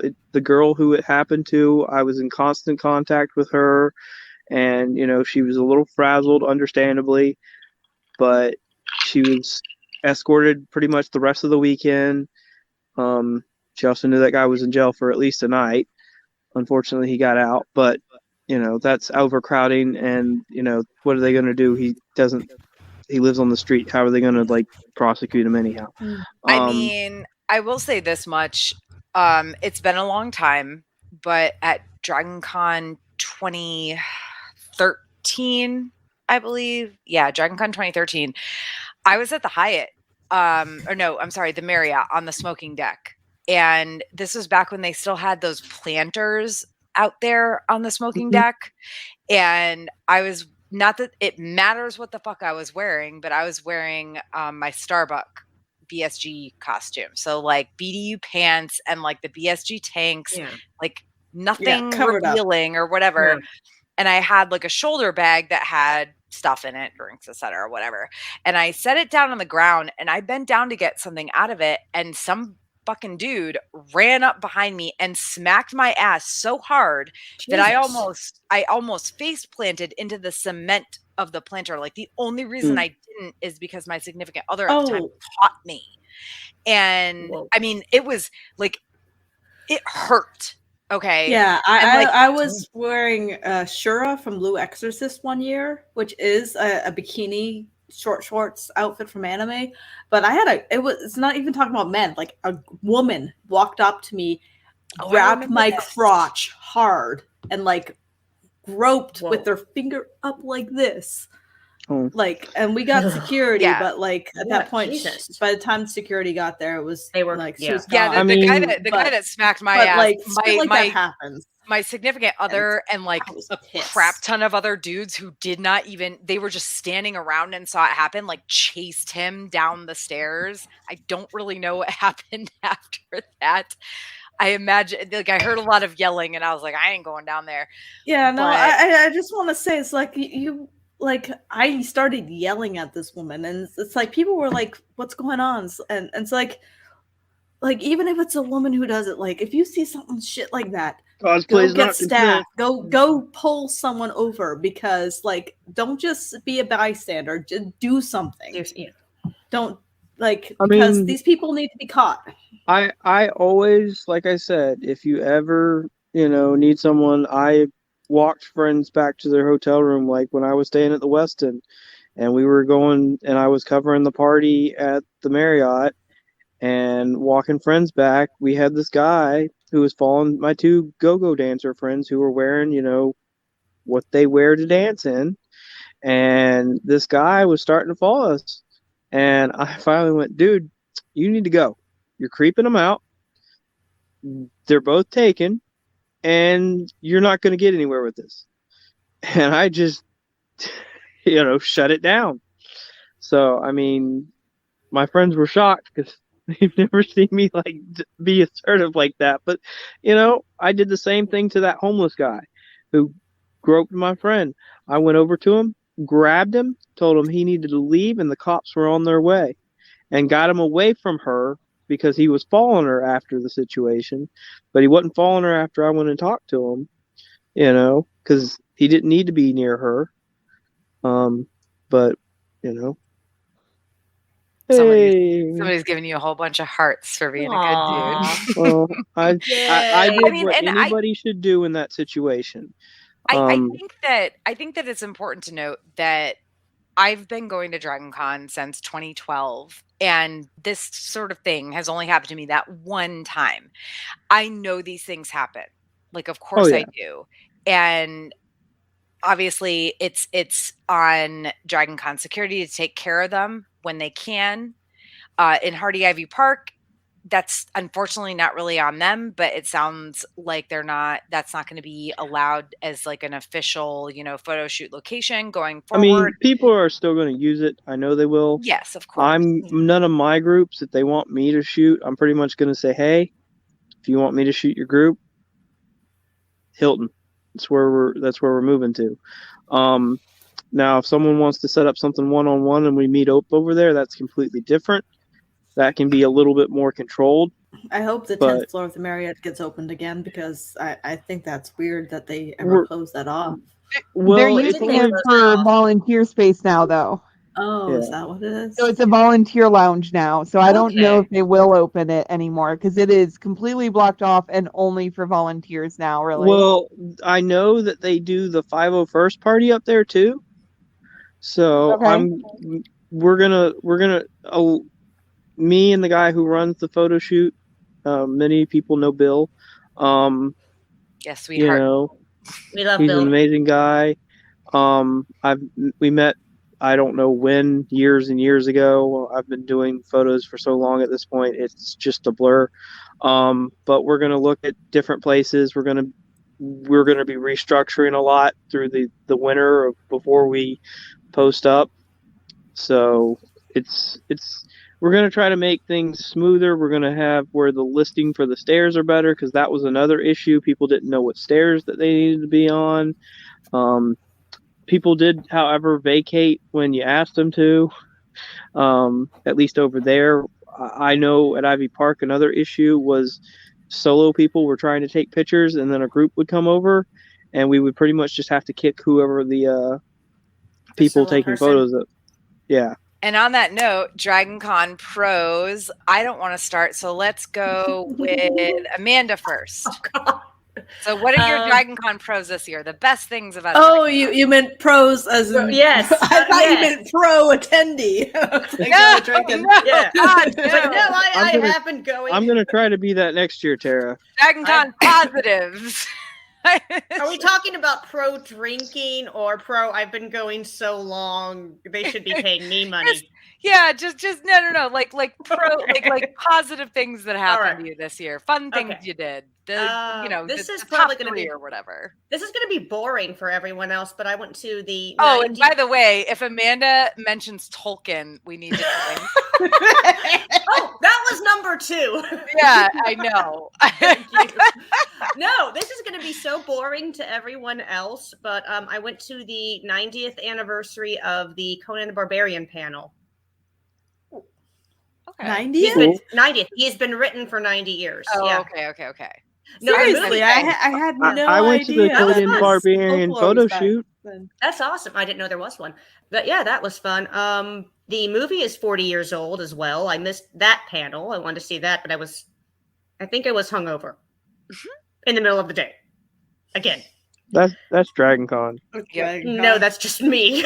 That's Dragon. Okay, that's Dragon. You're not alone. Good. I thought I had a problem again. I did do the Tolkien photo shoot. Yes, I knew this would be dangerous. Yes, you knew this would be dangerous. That's I'm probably not the only getting a time I'll say refill. that. I'm not walking to the kitchen. No, that's why I brought mine with me. That was at Hard Ivy Park. That was, I believe, right before Our Flag Means Death photo shoot. So that was pretty fun. I think I saw you guys leaving when I was walking up because I shot that group, and I think, did you see me? I don't think so. No, I had to leave halfway through because I almost passed out due to heat stroke and Bilbo Baggins. And all the swag and seek stuff I found, which I apparently found a lot of it. I mean, lot of it. I'm jealous. I found so much last year and like none this year. Oh, I found so much this year. I was drunk off my ass. It was great. I didn't get much this year at all. I didn't find any, and everything that I got was from a trade of me giving something, and somebody's like, "Oh, I have something for you." And I kept my stuff up here to share some of my favorite things. I did more than I ever did because I was just 2 girls who that's what they wanted to do, and we had fun. My beluga is in my bedroom. Wait, was the beluga a swag and seek from? No, it was not. It was just a drunk post-aquarium party purchase. This is my beluga whale. I'll talk about him in a minute. I can't give you his name. He's a pro, right? He's a pro, yeah. Yeah, I tried to sleep with him, and my dog keeps trying to eat him, so I can't sleep with him. Okay, so anyway, Amanda, Tolkien photo shoot, 90-year Conan panel, and what else? The swag and seek stuff I found drunk off my ass. Not sober, but completely drunk, and oh wow! I bowed to your swag and seek finding abilities because this year I found compared to last year, I found so much good shit last year, and this year I didn't. I forgot the most important thing. Does this mean we're old? I got to meet John Howe. Yes, we are. Yes. I knew. I was wondering when you'd bring that up. I met John Howe. Who was John Howe again? He is Here we go. Just get your glasses ready. He is an artist that they did a lot of the storyboards from Lord of the Rings from. He's been doing artwork since the 80s. He's done a lot of Beowulf stuff, Lord of the Rings, the entirety of Tolkien. I'm counting that as one. Yes.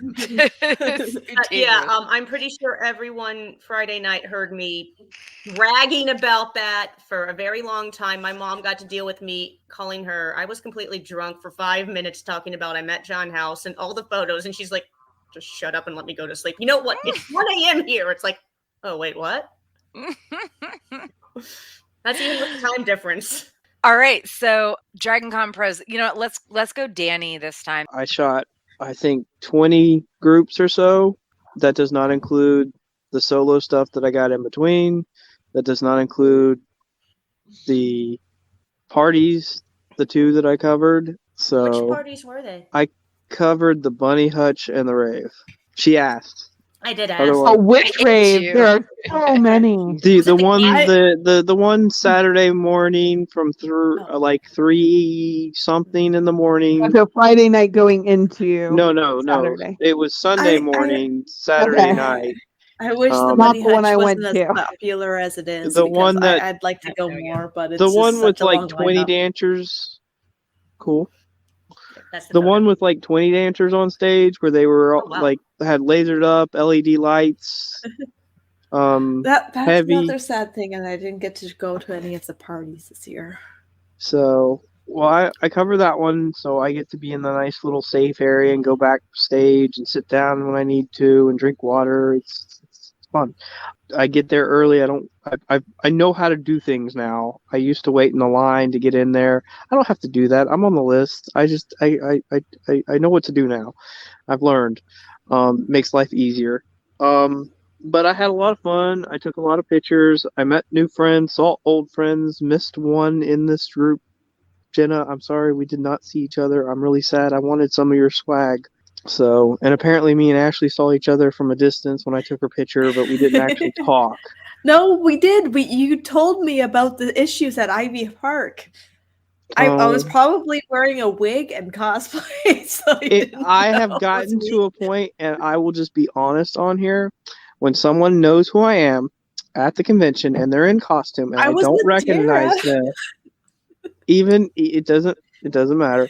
I will talk to you. I will say hi. I will give you a hug. I will greet you. And I'll take a selfie with you. And then I will hope that you will tag the selfie. And then I'll go, that's who I talked to. Yeah, I mean, Ashley, you say you were with me, but like, again, you are cosplay. She puts on the right makeup and a wig, and it's like an entirely like different person. That's part of the problem, definitely cosplay, and I don't recognize everybody in their outfits. But Tara, you have hung out with me, and the plethora of people, and Amanda's been around me before too at con. The amount of people that I know that know me that just assume that I recognize them all the time. I just don't have that functioning brain. It's really good that we didn't make the whole Danny talking about how many people he knows. That's next year, isn't it? Oh my god, next year. Next time. We're all dead. It'll be so serious. So but any other pros? Just having fun, doing all your photo shoots. I had fun. I took a lot of photos, made new friends, and I'll be posting them hopefully within the next 2 months. To the 2.5 Strikes party? Yeah, he was there for a hot second. Okay. Yeah. Yeah, that's where I hugged you there. Yeah, that was the only time that like we talked. I didn't get to make it. Yeah, that's the one time I thought that I was going to see you too. Okay, so Ashley, your pros. Well, we're gonna drink a lot because we're gonna talk about Final Fantasy. That's okay. I'm gonna bow out for a second and use the bathroom. Drink. I finished mine. Oh, okay. I had to make a new one. That's why I was on mute. Oh, everyone's just gonna leave while I talk about this. I get that. Okay. I'm here for this. I'm here for this. 5-second rule. As long as you drink once, you're good for like the next 10 minutes or something. Mine tastes funny. My husband and I are the only ones in our friends group that are really, really, really into this fandom, Final Fantasy 14. So we did our own thing. He had his own costume. He is tall. Therefore, when he dresses up as a character, he is popular. So we went to the 2 photo shoots. Both they had one on Friday and Saturday. It was a Square Enix photo shoot. So they did kind of like by game. And I was very pleasantly surprised to see that Final Fantasy 14 had. On the Friday, it was the biggest turnout, and I was dressed in Final Fantasy 14 that day. And then on the Saturday, it and Final Fantasy 7 were kind of neck and neck as to which was most popular. So, I mean, as an MMO, that kind of gets like kind of pushed to the shitter. Like people don't really talk about it when they talk about Final Fantasy. It really made me happy to see how popular it was because like I you know, it feels like the ugly stepsister of the Final Fantasy group because it's an MMO. So therefore Final Fantasy fans don't play that game because they're too busy playing their single player or whatever.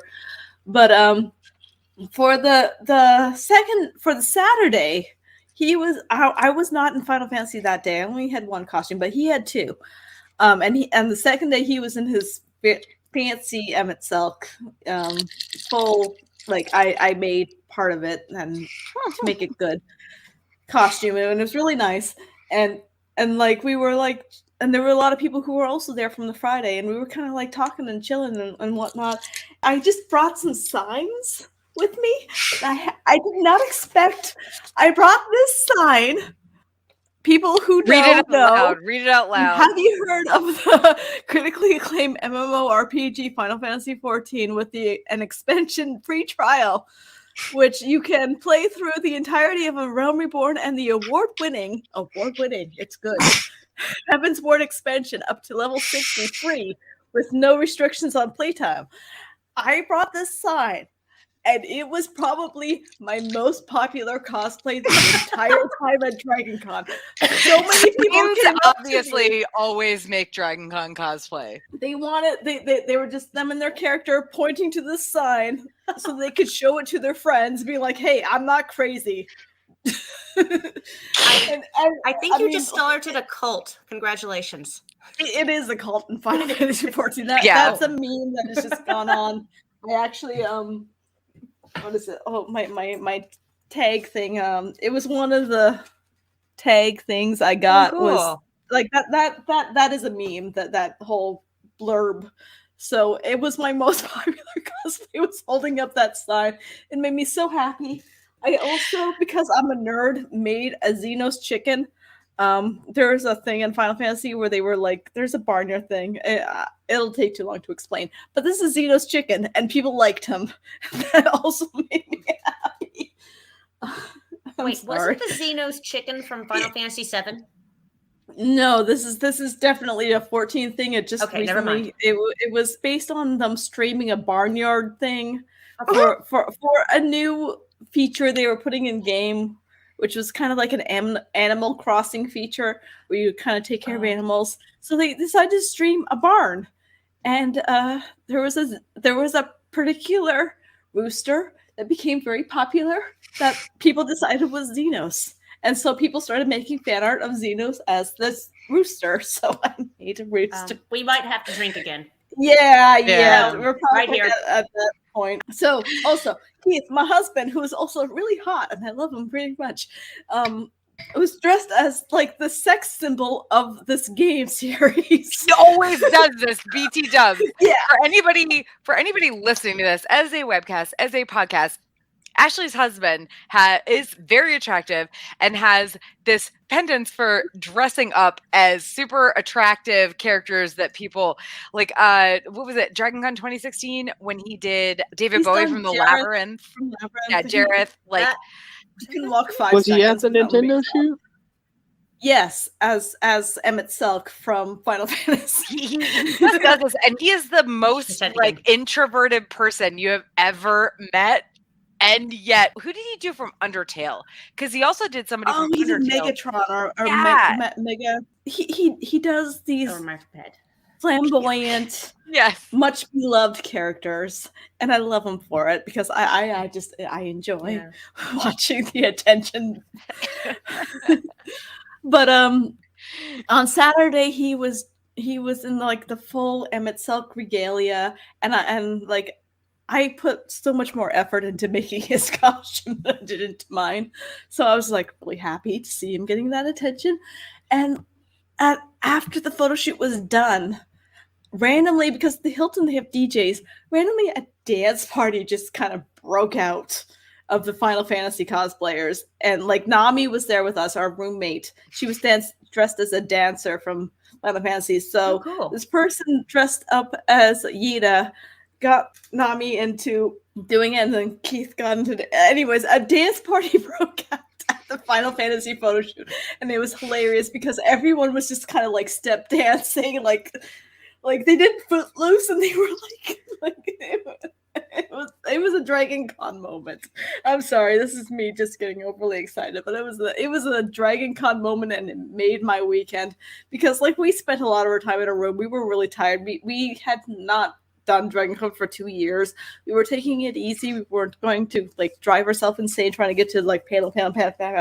We were just kind of taking it easy, not doing a lot of costume, because usually I do like 10 cosplays in a DragonCon weekend, like 2 every day plus some rave outfits. Like I am a cosplayer usually. This year I did like 4. So I was taking it easy. not doing a lot of things. Spent a lot of time in the room, kind of relaxing, because I am an introvert. You can't tell right now because I'm talking about Final Fantasy. Introverts get hyper focused on those things. I have a question. How many times do we have to drink for?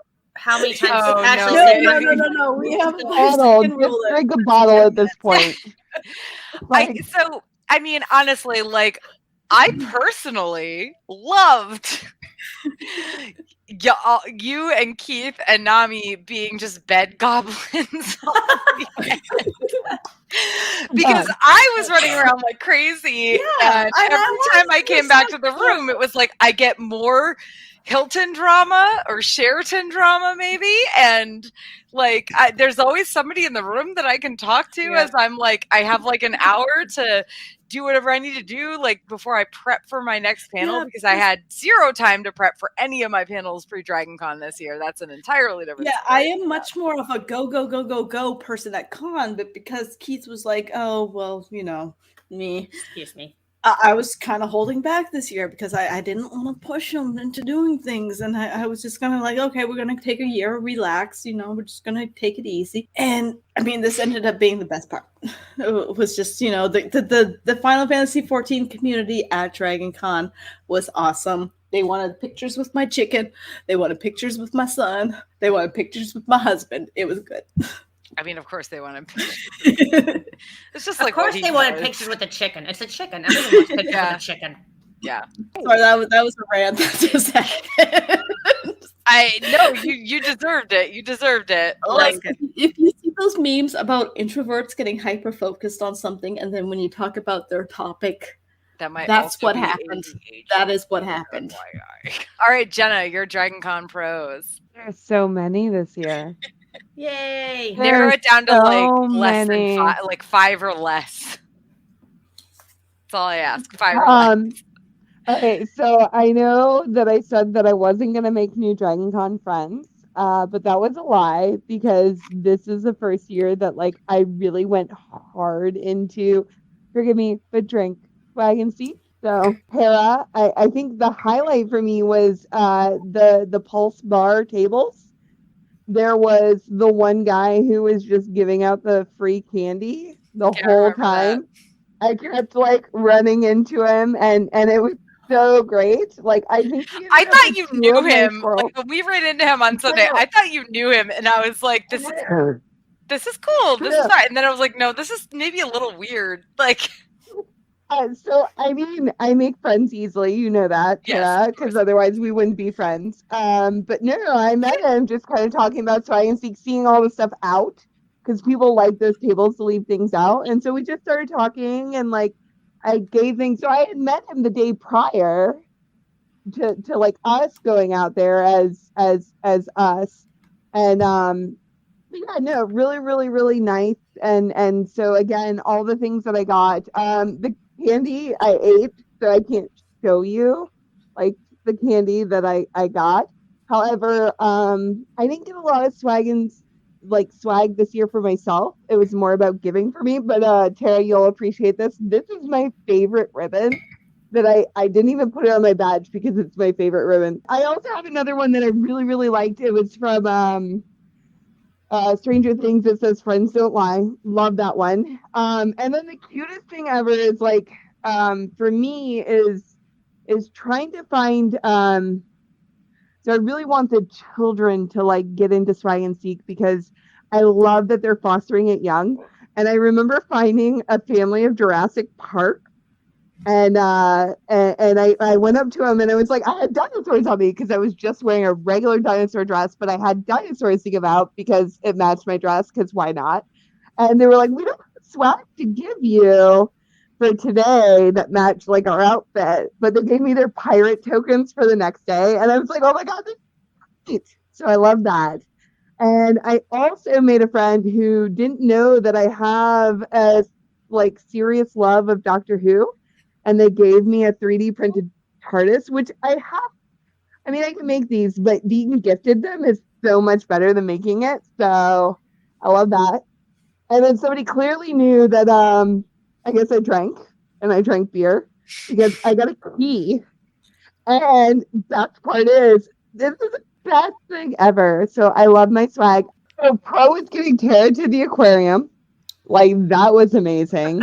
I do have to say, like, Do you have so the BOP aquarium as well? for me has been stale because I've gone so many years and had lots of issues with drama and stuff like that. But this year was amazing, and I'm glad that I bit the bullet and we went. So that was a huge pro.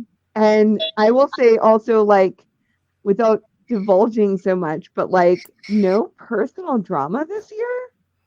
Amazing. Yeah. This was one of the best years for me. So the things that I miss were just not getting enough time doing some of the things that I really enjoyed and not getting like the photos to capture how good this year was for me. So I very like this rivals the year I met Tara. I've also decided that I bring too little swag, so 600 isn't enough. So I'm gonna bring. Do we want to sip right now, or are we good? We're good. I'm out. I'm gonna bring like 500 plushes next year. Oh Is shit! my goal. I brought 200 this year. I'm gonna bring 500 next year. I'm gonna And probably make my own ribbons. You're gonna set a bag aside for Danny. For Danny, Now, I will put your can I get name one of on those it. bags too, please? I will put your name on it. Thank I'll you. also put it on, for Candy Guy and the Marriott. Like, we'll figure it out. Because I know my ass, and I'm not gonna make it to a party. Let's just be honest. I'm not gonna make it to a swag exchange. I'm gonna be down in the Marriott again on Sunday night, going, "Who got stuff? Who got stuff?" No, I was giving away dwarf treasure in my Bilbo Baggins cosplay all my day God. Friday. Oh yeah. That was Can I share a sad story from a previous year real quick? Okay. Oh, I'm sorry. And yes. Very quickly. Very quickly. So there was a 2.5 strikes party where Tara wanted a lot of rupees for her party because it was a link one. Yeah. I've got we have some of those. 2018. Oh yeah, I remember this. Okay, so I also made some for myself because I did a bunny link and it was amazing. Like, I even had like the whole shield and it was a speaker so I could play music that my husband helped me with. That's awesome. So it was amazing. I want to bring it back when I lose enough weight, but that's here nor there. But there was a girl that I met in the bathroom and it was like, "Hey, I have you think about this." And she's like, "I don't know about this. I've never done this before." And I gave her one. It's a 3D printed PLA, like plastic ruby. Gave it to her straight in the mouth. And I was like, "Oh my God, I have lots of questions. Don't do that." It's and dangerous to go along. Take you. Like, she thought that they were a ruby and she was going to take it. And I was like, no. Like, do I have to shake? Like, I have learned do not do pretty gem colored things unless they are like edible. Like, so next time I do rubies, if they're pretty, they're gonna be like gummies. Because clearly people are children and they will just put it in their mouths. I don't think that's legal in the state of Georgia unless you have a license, but yeah, that's about right. I want to add to pros, like the badges this year. I got so many badges. Oh, next year I got so few. Like 23. Last year I had so many, and 23. I got most of mine from photo shoots.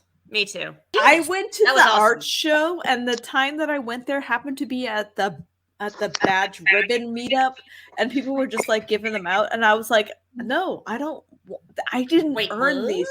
I got these mine. These are just like random badges. I prefer to have badges. badges that were actually from the fandoms I was a part of, rather than these ones where they're just kind of like random sayings or whatever. I don't like those ones. But like the people who bring them to the photo shoots who are like, this is specifically for this photo shoot for this fandom, and like it, like when you got one of those ones, you're like, I am a part of this group. It means it means something, and it's like awesome to feel a part, to be included. Like I'm gonna do it next year because like it feels special. Next year, Tara, I'm gonna make you a mushroom badge. and I'm gonna make you an iceberg lounge badge. And I'm gonna make a Hilton sweating badge for you, and you can just hand them out at your party. Like we're just gonna have special 2.5 strikes badges next year. I'm gonna have that. I'll make those too. So Trace and I have already decided, like, we're gonna make probably I think probably 1,000 badges to give out between the two of us, but there'll be like 100 each, so 10 different ones, because those are so easy to do. I wanted to mention, I forgot to mention during my pluses, History of Westeros, which is the Game of Thrones podcast, a Song of Ice and Fire podcast. They held an offsite event, which is not a Dragon Con event, but they held it themselves. They went out of their way to book this theater, and they played the recent episode of House of the Dragon and the one before it, and they also had a cosplay competition in between the two episodes, and it was amazing. And like, that's one of those things that I really love about Dragon Con and about cons in general, is when people, the fandom comes together and they're like, yeah, this is a group of fans for this one thing, and we're going to make our own thing. We're going to make it special. And they went out of their way. They did it out of their own pocket or whatever, and held an event for people of the specific fandom to go and enjoy together as a group. Unfortunately, I know Tara was not able to attend because she was doing her other really awesome event, which I will talk about when I actually get to talk about my pros eventually. But I mean, that was really awesome that because I was not a Red Dead person, that I did not go to that. But instead I went to this Game of Thrones thing, and it was really awesome for people who are fans of Game of Thrones, specifically A Song of Ice and Fire, House of the Dragon. Got to do this one thing off-site, which was not, again, related to Dragon Con at all. It was History of Westeros that put it on out of their own time and money and whatnot.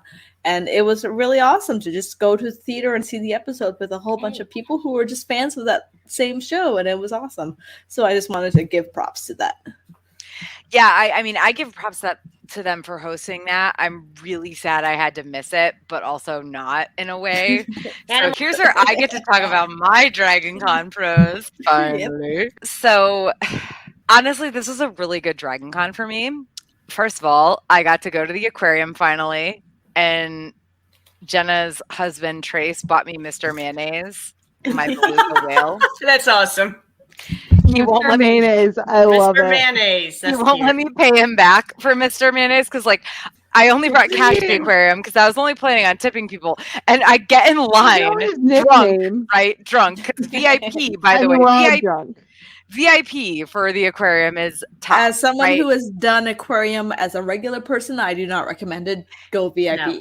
Yeah, it was so worth the money. It was worth getting in super quick. It was worth the drinks. I didn't eat any of the food. I'm sure that was fine too. But like for me, I was like, free drinks. And then, you know, we got to go around the aquarium and everything. And I literally never been to the Atlanta Aquarium despite living like 2.5 hours from it for the better part of the last like 15 years. If you live here, you can go free on your birthday. Just FYI. I know, but I don't. So Georgia citizens. We went to the aquarium, and as much as I was annoyed about the fact that they didn't allow the people to have tip jars, whatever, being VIP was great. So A++ aquarium VIP, and also A++ to my beluga whale, Mr. Mayonnaise. And like, little personal story, when I was a kid, I went to I can't remember if it was the Mystic Aquarium or the Cape Cod Aquarium, but it was somewhere in New England, right?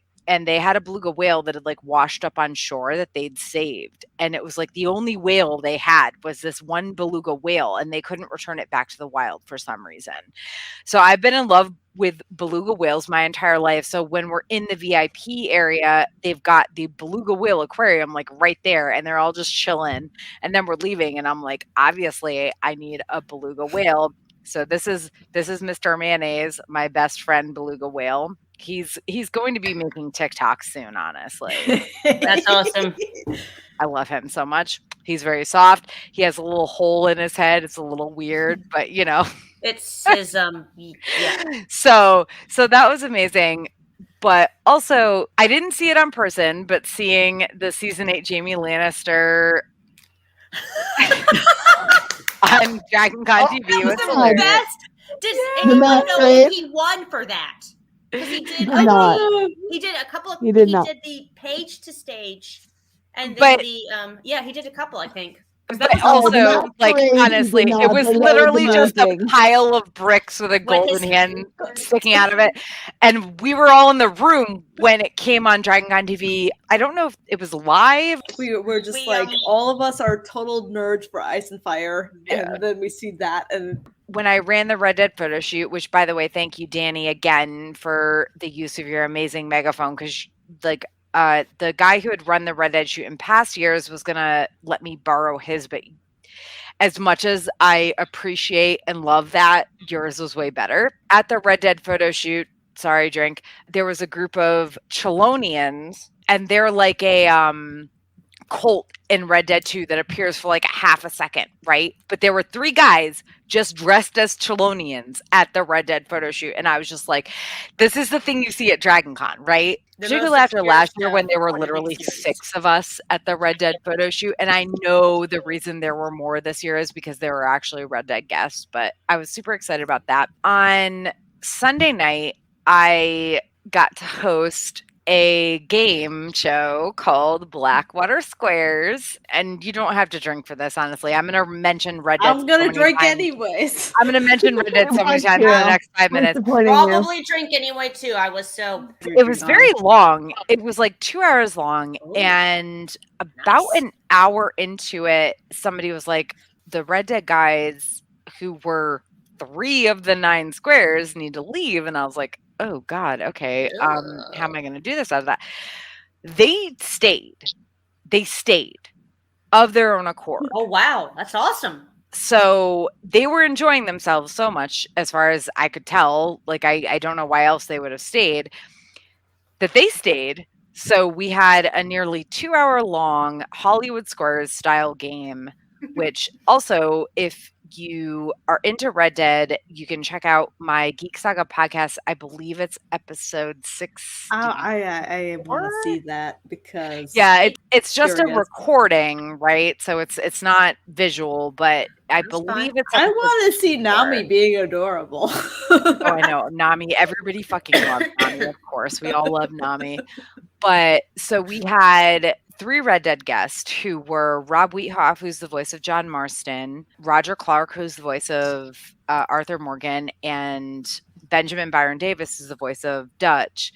And then we had Mark Meir, the voice of Commander Shepard from I'm friends with him. He's awesome. He is so laid back. We had Hauser, who's another voice actor. He hasn't voice any video game characters, but the voice acting he does is very prominent, but I could never tell you what it all is because it's a lot of like commercial stuff.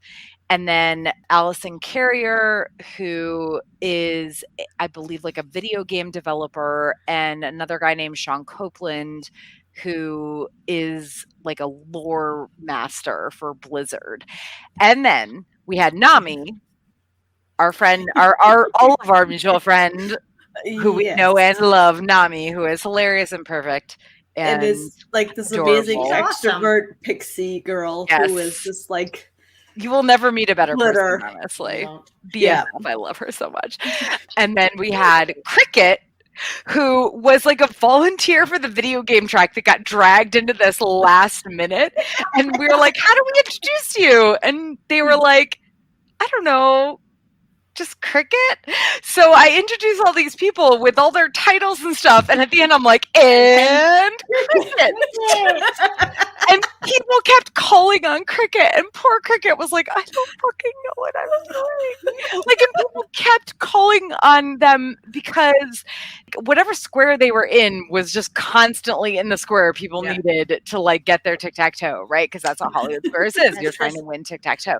Regardless, it was just an amazing experience. Every single part of that, it was one of the best experiences of my life. And then when it was over, like, we were hanging out with the people, the squares for a while. And so got to take pictures with the actors and stuff, which I already had met Roger Clark and Benjamin Byron Davis at a previous convention. And I'd met Rob Wheathoff the day before in my Sadie cosplay and everything. But Rob Wheathoff is wearing just like a baseball cap, right? And Nami is wearing a pink cowboy hat that she bought on Amazon for like $5 because she was like, I'm gonna go play Barbie like horse girl game as a joke, right?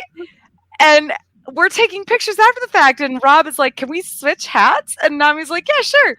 And so they switch hats, and he's like, can I keep this? And she's like, yeah, whatever, it's $5 on Amazon. He's like, you can keep my hat. I love these Dragon Con moments. I mean, like, So, like, I got to bring home Rob Wheathoff's baseball cap to my husband, who is super obsessed with Rob Wheathoff's character, John Marston. Like, just everything about this night was just chef's kiss. But to be honest, like, even before that, the day before, I got to moderate the Red Dead guest panel. Sorry, guys. I miss seeing myself on Dragon Con TV because I was at the aquarium.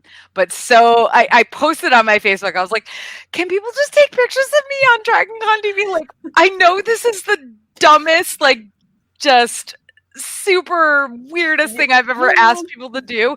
But like 10 different people took pictures of me on Dragon Con TV because, like, I missed it. But all I wanted was like a picture of me being on Dragon Con TV because I have been a pro at Dragon Con since 2018. Before that, I have been on God knows how many panels. I mean, my very first Dragon Con, I was on a Game of Thrones panel. I had never been to this convention before, and they let me on a Game of Thrones fan panel, right? I worked a lot to get to this point where I am not just a pro, but I'm sorry, they're trusted with their people. Mm-hmm. And I didn't really know that I was going to be on Dragon Con TV. And I know it's such a stupid thing to be stupidly excited about. No, it's not. Sense. That's amazing. Big. It's huge. That's awesome. And now you have all the pictures of you.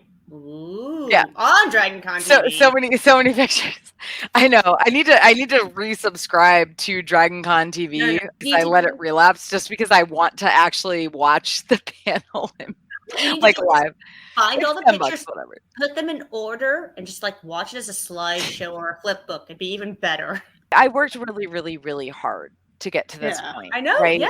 I've moderated guest panels at other conventions, but Dragon Con is a different animal.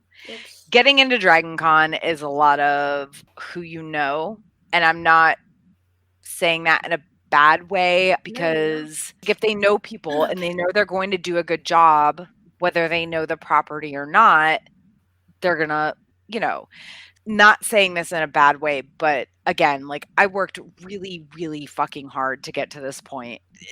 Moderating the guest panel was amazing, but also doing the Blackwater Squares, because that was so much more of a laid back thing. It was just such a freaking great experience. And I honestly cannot thank the guests who were there enough. Guys from Red Dead, Mark Muir. Mark Muir is amazing. He did a little voice thing for me for a friend that I met on TikTok, and she went nuts because she's like a super... He is so chill and laid back.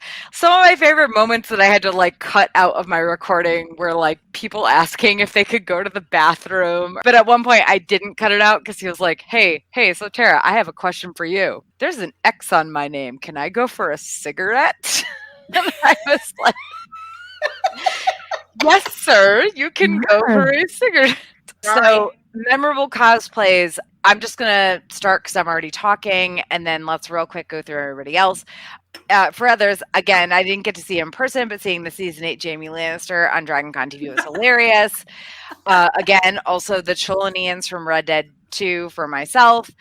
In terms of other people's cosplays, for me, even though it was super laid back, I really enjoyed my Thor Love and Thunder cosplay the most, and that's absolutely going to be brought back and probably going to be worn like all day because it was so comfortable. Though people also really seemed to like my Conspiracy Charlie at our Sunday night parties. Party was meme themed this year, so I was Conspiracy Charlie from It's Always Sunny, where he's just literally wearing like a blue shirt and khakis and like a really ugly wide tie. Oh, that's what that was. Yeah. Oh my God.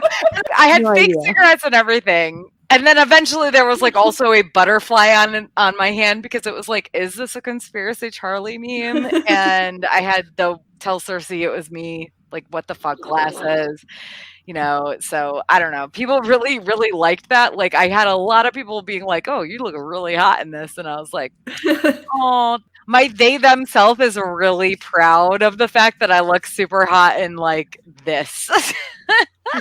So, but my Thor Love and Thunder cosplay was really comfortable, and I got way more people asking to like stop me and take pictures of that than in like anything else. So, Jenna, let's go with you next. We're gonna call it out. My most memorable always is Squirrel Girl. So I actually got the inspiration for mine this year from Evelyn, who has been watching Marvel Rising, and thank you, Tara, for letting me rope you into it. Because my Squirrel Girl from previous years, the before times, would not have fit me this year. So redoing it for a new one that was actually surprisingly more recognizable than any other year for me was really nice. Well, I think like next year we need to redo the laid back ones though. Yes, I agree. And I also want to redo a few other things that I'll discuss with you later privately that we have planned and then never like followed through on. So, and I would love for more. So if anybody wants to be like Earthquake or Patriot or American Chavez, like we have space. We need more in our group. Like if you watch Marvel Rising, like my daughter does, absolutely. We have so much more. We can do both hero and lazy version depending on what you want. And then as far as like the things that I've seen, I was really surprised by the number of Beetlejuice stuff this year and like the Lydia. Yeah. We're on. I will touch on that. Beetlejuice.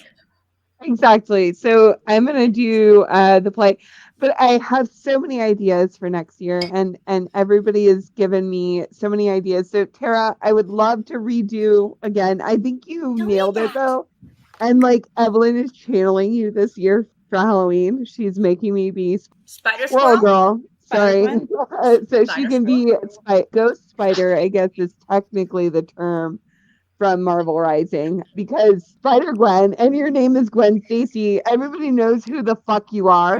Yeah. Whereas, like, if your name is Ghost Spider, no one does. So, sure.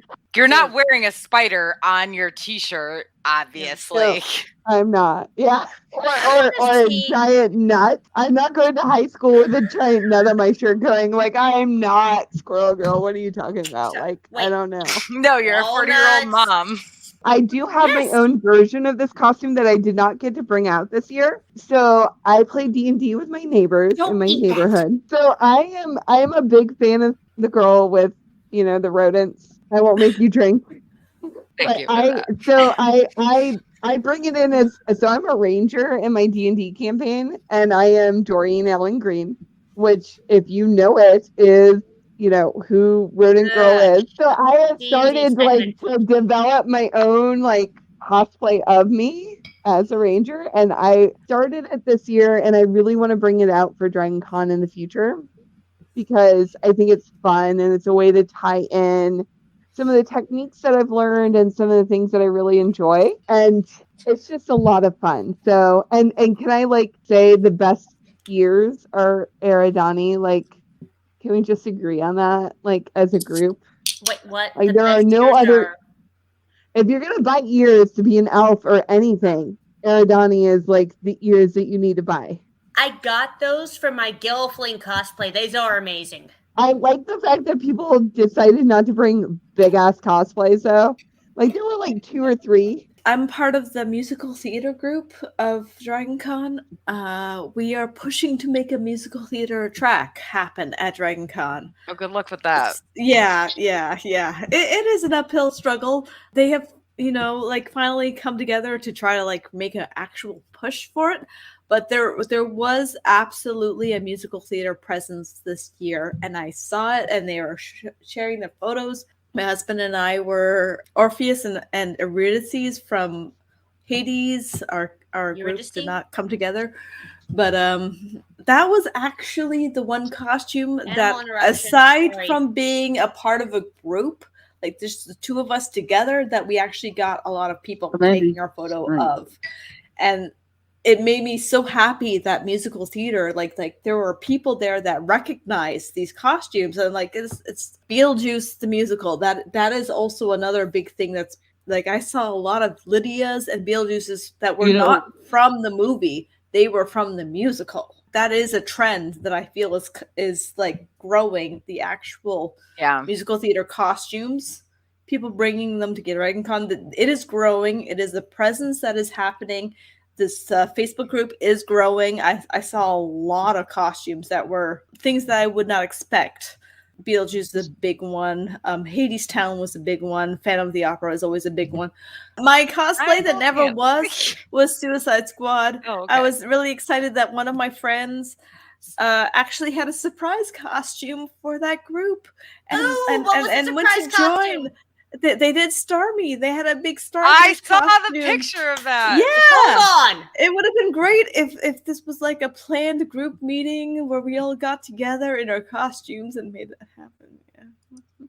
So Dragon Con is an ocean where waves happen. And you have to realize that sometimes your wave does not come, and sometimes you do not meet up with the group at the time they are doing things, and sometimes they change out of their costumes before you've even gotten into yours, and then inform you of this fact. Next year we will have a giant Suicide Squad group where we're all in costume and did not just waste money on making a costume that did not happen in a group. But yeah, that was awesome. It was great that they did that. And I mean, your costume was really good. I usually only do anime costumes because they are easy. When you do movie costumes, you have to be screen accurate, and they are a lot harder. So when I put effort into actually hammering in grommets. So I saw so many costumes that it's kind of different for me asking me. Yeah. I just see so much that's detailed and amazing. I always tell people I'm more likely to notice the crappy costume over the good because I see so much good. So, but I did so many groups. I think between the Nintendo group and the Flags Meet Death group, which were my two really big groups, which ran super smooth for the size that they were, because neither one of them, I think, intended to be the size they were. They actually made a rainbow flag out of their group because they did each group together. They uploaded in their group like 50 photos because they're going to have to wait a while because they had so many subgroups and I got to go through a lot. I took over 5,000 pictures this year, which is not a lot. The worst was I think in 2012 when I got my DSLR and took 12,000 for Dragon Con. So wow. Yeah. I took a lot more than I did last year, but I saw my friend did a really cool thing from Stranger Things. She did that costume where she did the dress with the bats attached. I think they were bats. Dude, that's cool. So she did that. It was Joe Colton who did it. Hellfire Club took over Deadpool this year, though. Yeah, that was they awesome. really did. It was goddamn everywhere. Every year there's a thing. There's that one costume. Last year it was Loki. This year it's Hellfire. In 2019, we can all agree it was Spider-Man. There was more Spider-Man cosplay in 2019 than I've ever seen at Dragon Con. So Amanda, standout cosplays. Yourself or others? Pass, because I have to look on my damn phone. Okay. So pass. Then it must not be that memorable. Puppets. No, I've got to look at my phone. Master of Puppets, Stranger Things. On what the was that piano. One? There was a cosplayer who was as Eddie playing Master of Puppets on the piano, which is awesome. Where? It's where was there a piano? Yeah, where was there a piano? It's at the Hilton, actually. Okay, so DragonCon 2023 planning. Really? Tickets currently on sale for $95. BT Dubs, they actually go up in price on September 20th, which is this coming Tuesday. Oh, I should get Of course they do. Yeah. So if you want a $95 DragonCon ticket, get it now. Oh, Eternal badges are $4,000. Oh, fuck that shit. Cheaper than $5. No. So the Eternal, I did the math. If you wait like me normally every year. It's only 24 years, Ashley. Hold on. I normally pay 140 for my ticket.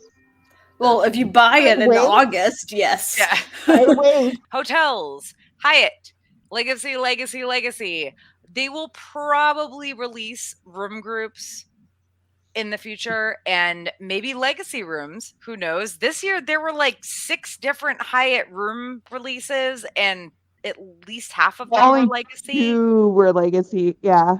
I think it was only 2, but yeah. Still, that's a lot. At least one of them was this summer. You need to follow DragonCon on literally every single social media and turn on your notifications. Okay. Yeah. Like, you can't just follow them. You need to turn on your notifications so that you get like a ding when they post about this shit. And the room group. The room group is the best one. Sheridan. I don't know. All I have to say about this is but mushrooms, y'all. And also an uphill. Who wants to walk uphill? Westin, they used to release their rooms the Tuesday after the convention, and they used to, I think, give preference to people who had stayed there that year, but now the Marriott owns them, and it sounds like it's going to be October. I don't know for sure. So I highly suggest like staying on top of the Westin shit. I've stayed in the Westin. It's a great hotel. Marriott, may the odds be ever in your favor. Based on previous years, people are guessing that it will open for booking on October 13th. So keep an eye on that. Keep an eye on literally all the DragonCon social media channels. Good luck with that. Hilton, why would you even? I mean, there might be a lot of rooms opening up this year. Legacy. Just saying. I don't know, man. As long as they don't poop out of Legacy, because that's my thing. Is if they're not part of the group, they might just say no to Legacy anymore, which has happened with the Hyatt before too. They had Legacy and then stopped, and then they brought it back. Yeah, they have different room blocks. Ones that are Legacy and ones that are not. I would just say book at the Hilton at your own risk. Can I add that I heard with the issues this year that the Hilton will no longer be the party hotel, though? Marriott relinquished it back in like 2017, and that's when they moved.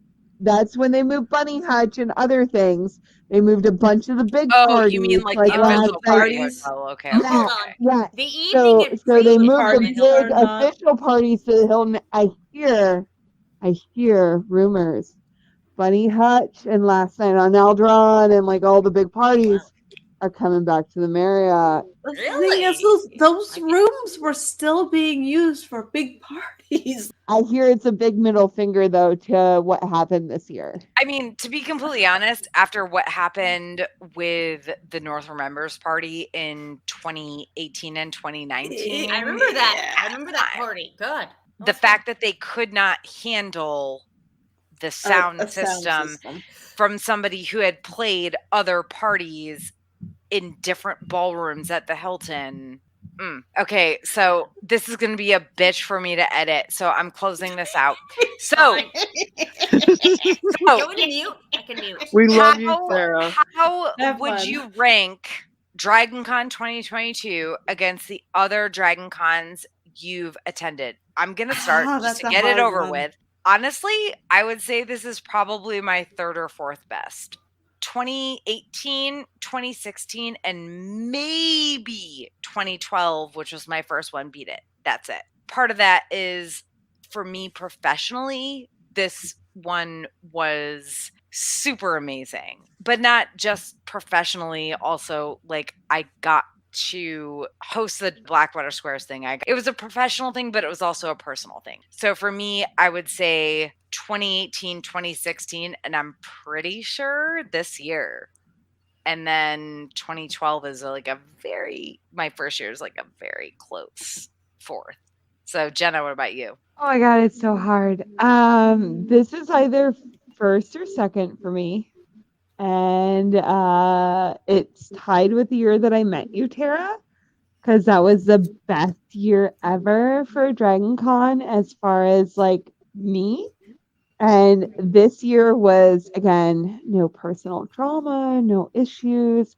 Loved this year. So, and I forget what year it was we met. It was 2015 or 16. So 2015.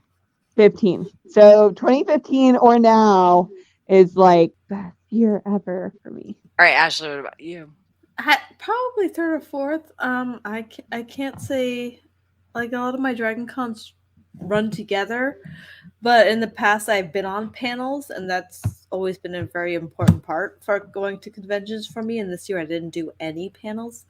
Like in the past I've done anime panels at Dragon Con. I've done Game of Thrones panels at Dragon Con, and those are very important parts of my fandom life. So not doing that was kind of a letdown, but also I did that on purpose because I wanted to take this year easy. So it's obviously not going to be as impactful, but it was still a good year. Like the downsides did not overcome the upsides. The upsides were still very good. I still had a very good time. I still had a very great time meeting people, talking to people, going to parties, even if I was a little bit more laid back. All right, Amanda, what about you? How does this match up to your other Dragon Cons? Well, I met John Howe. I can die happy. I've been following his stuff since, before the internet was really mainstream. So it's had to buy his stuff in token novels, token calendars, I'm sorry, you're having to drink a lot now. I'm out of booze. You've drunk. It's one long drink. I'm gone. I'm sorry. I've been following his stuff since, I was short and adorable and a lot cuter than I am right now, and in the 80s. So I've been following his stuff since Beowulf. I met John Howe. And that made I can die happy. I'm done. Yep. Next. All right, Danny, what about you? Every year I have fun. Every year is a different experience. I don't really rank them. I had fun. I saw friends. I made new friends. I missed some friends, which I'm sad about, which happens every year. But I had a blast overall. I won't rank it. Anybody have any upcoming events? It doesn't even have to be conventions if you have none on your horizon, but anything that is coming up works for me. I probably won't be doing anything until Ice and FireCon 2023 in April of next year. Unless, I hear of a convention that announces a bunch of Red Dead actors as guests. Because I'm still crying over Sadie not being at the con this year. So I'll go to TeslaCon. That's in November. It is a steampunk convention. I know what that is. It really made me sad when steampunk got moved to the Sheridan because I could no longer go to those things because this is Sheridan. And we don't go there. You could. I don't go there. Yeah. It's like the shadow for Simba. Yeah, we don't go there. But I used to go to the steampunk stuff at Dragon Con. Right. So, steampunk's a fun thing to do. So I'll be going to that. But other than that, it won't be again until probably Ice and FireCon. Yeah. If I had the money, I'd be going to the Great Conjunction from the Dark Crystal Con in November, but that's in California, and that sucks. But other than that, going to Ice and Fire, so yay! All right, Danny, what about you? I mean, I'm gonna go to a party tomorrow night that's cosplay themed, and I just cover stuff a lot through the year. I mean, I can set up one-on-one shoots. I live in a cosplay realm like all year, so it's a little different. I mean, there are conventions I'll go to too, but that's ever changing. So yeah, I just like to have fun. As we close out this episode, I just want to give a shout out to the Geek Saga Entertainment Heroes Tier patron, Tommy of the TKOK Podcast Network. Thank you so much for supporting us. And thanks again to our listeners for joining us for Drinkin Con 2022, The Hangover. We'll be back next year with Drinkin Con version 7.0, But in the meantime, don't forget to check out the Geek Saga Entertainment Patreon and other Geek Saga podcast episodes, such as some of my panel recordings from this year's convention, which I am slowly but surely working on and will possibly get up within the next couple weeks, and my current weekly House of the Dragon series, Hot D Takes. Which I will be on one of them. Wow. Yes, I will be yes. on there eventually. Amanda Maybe. will be on episode 7 or 8. I'm not quite sure yet. Ashley is definitely going to be on episode 9. So, yeah, definitely check out Hot D Takes. There's a lot of dick jokes, and I'm not even sorry. I mean, So wait. It's House of the Dragon. All right, you guys. Thank you so much. Thank Have you. a lovely night. Bye. Thank you for listening to the Geek Saga podcast. If you like what you heard, please check out other Geek Saga entertainment endeavors, including the Sagas and Sass webcast and podcast and Ice and Fire Con.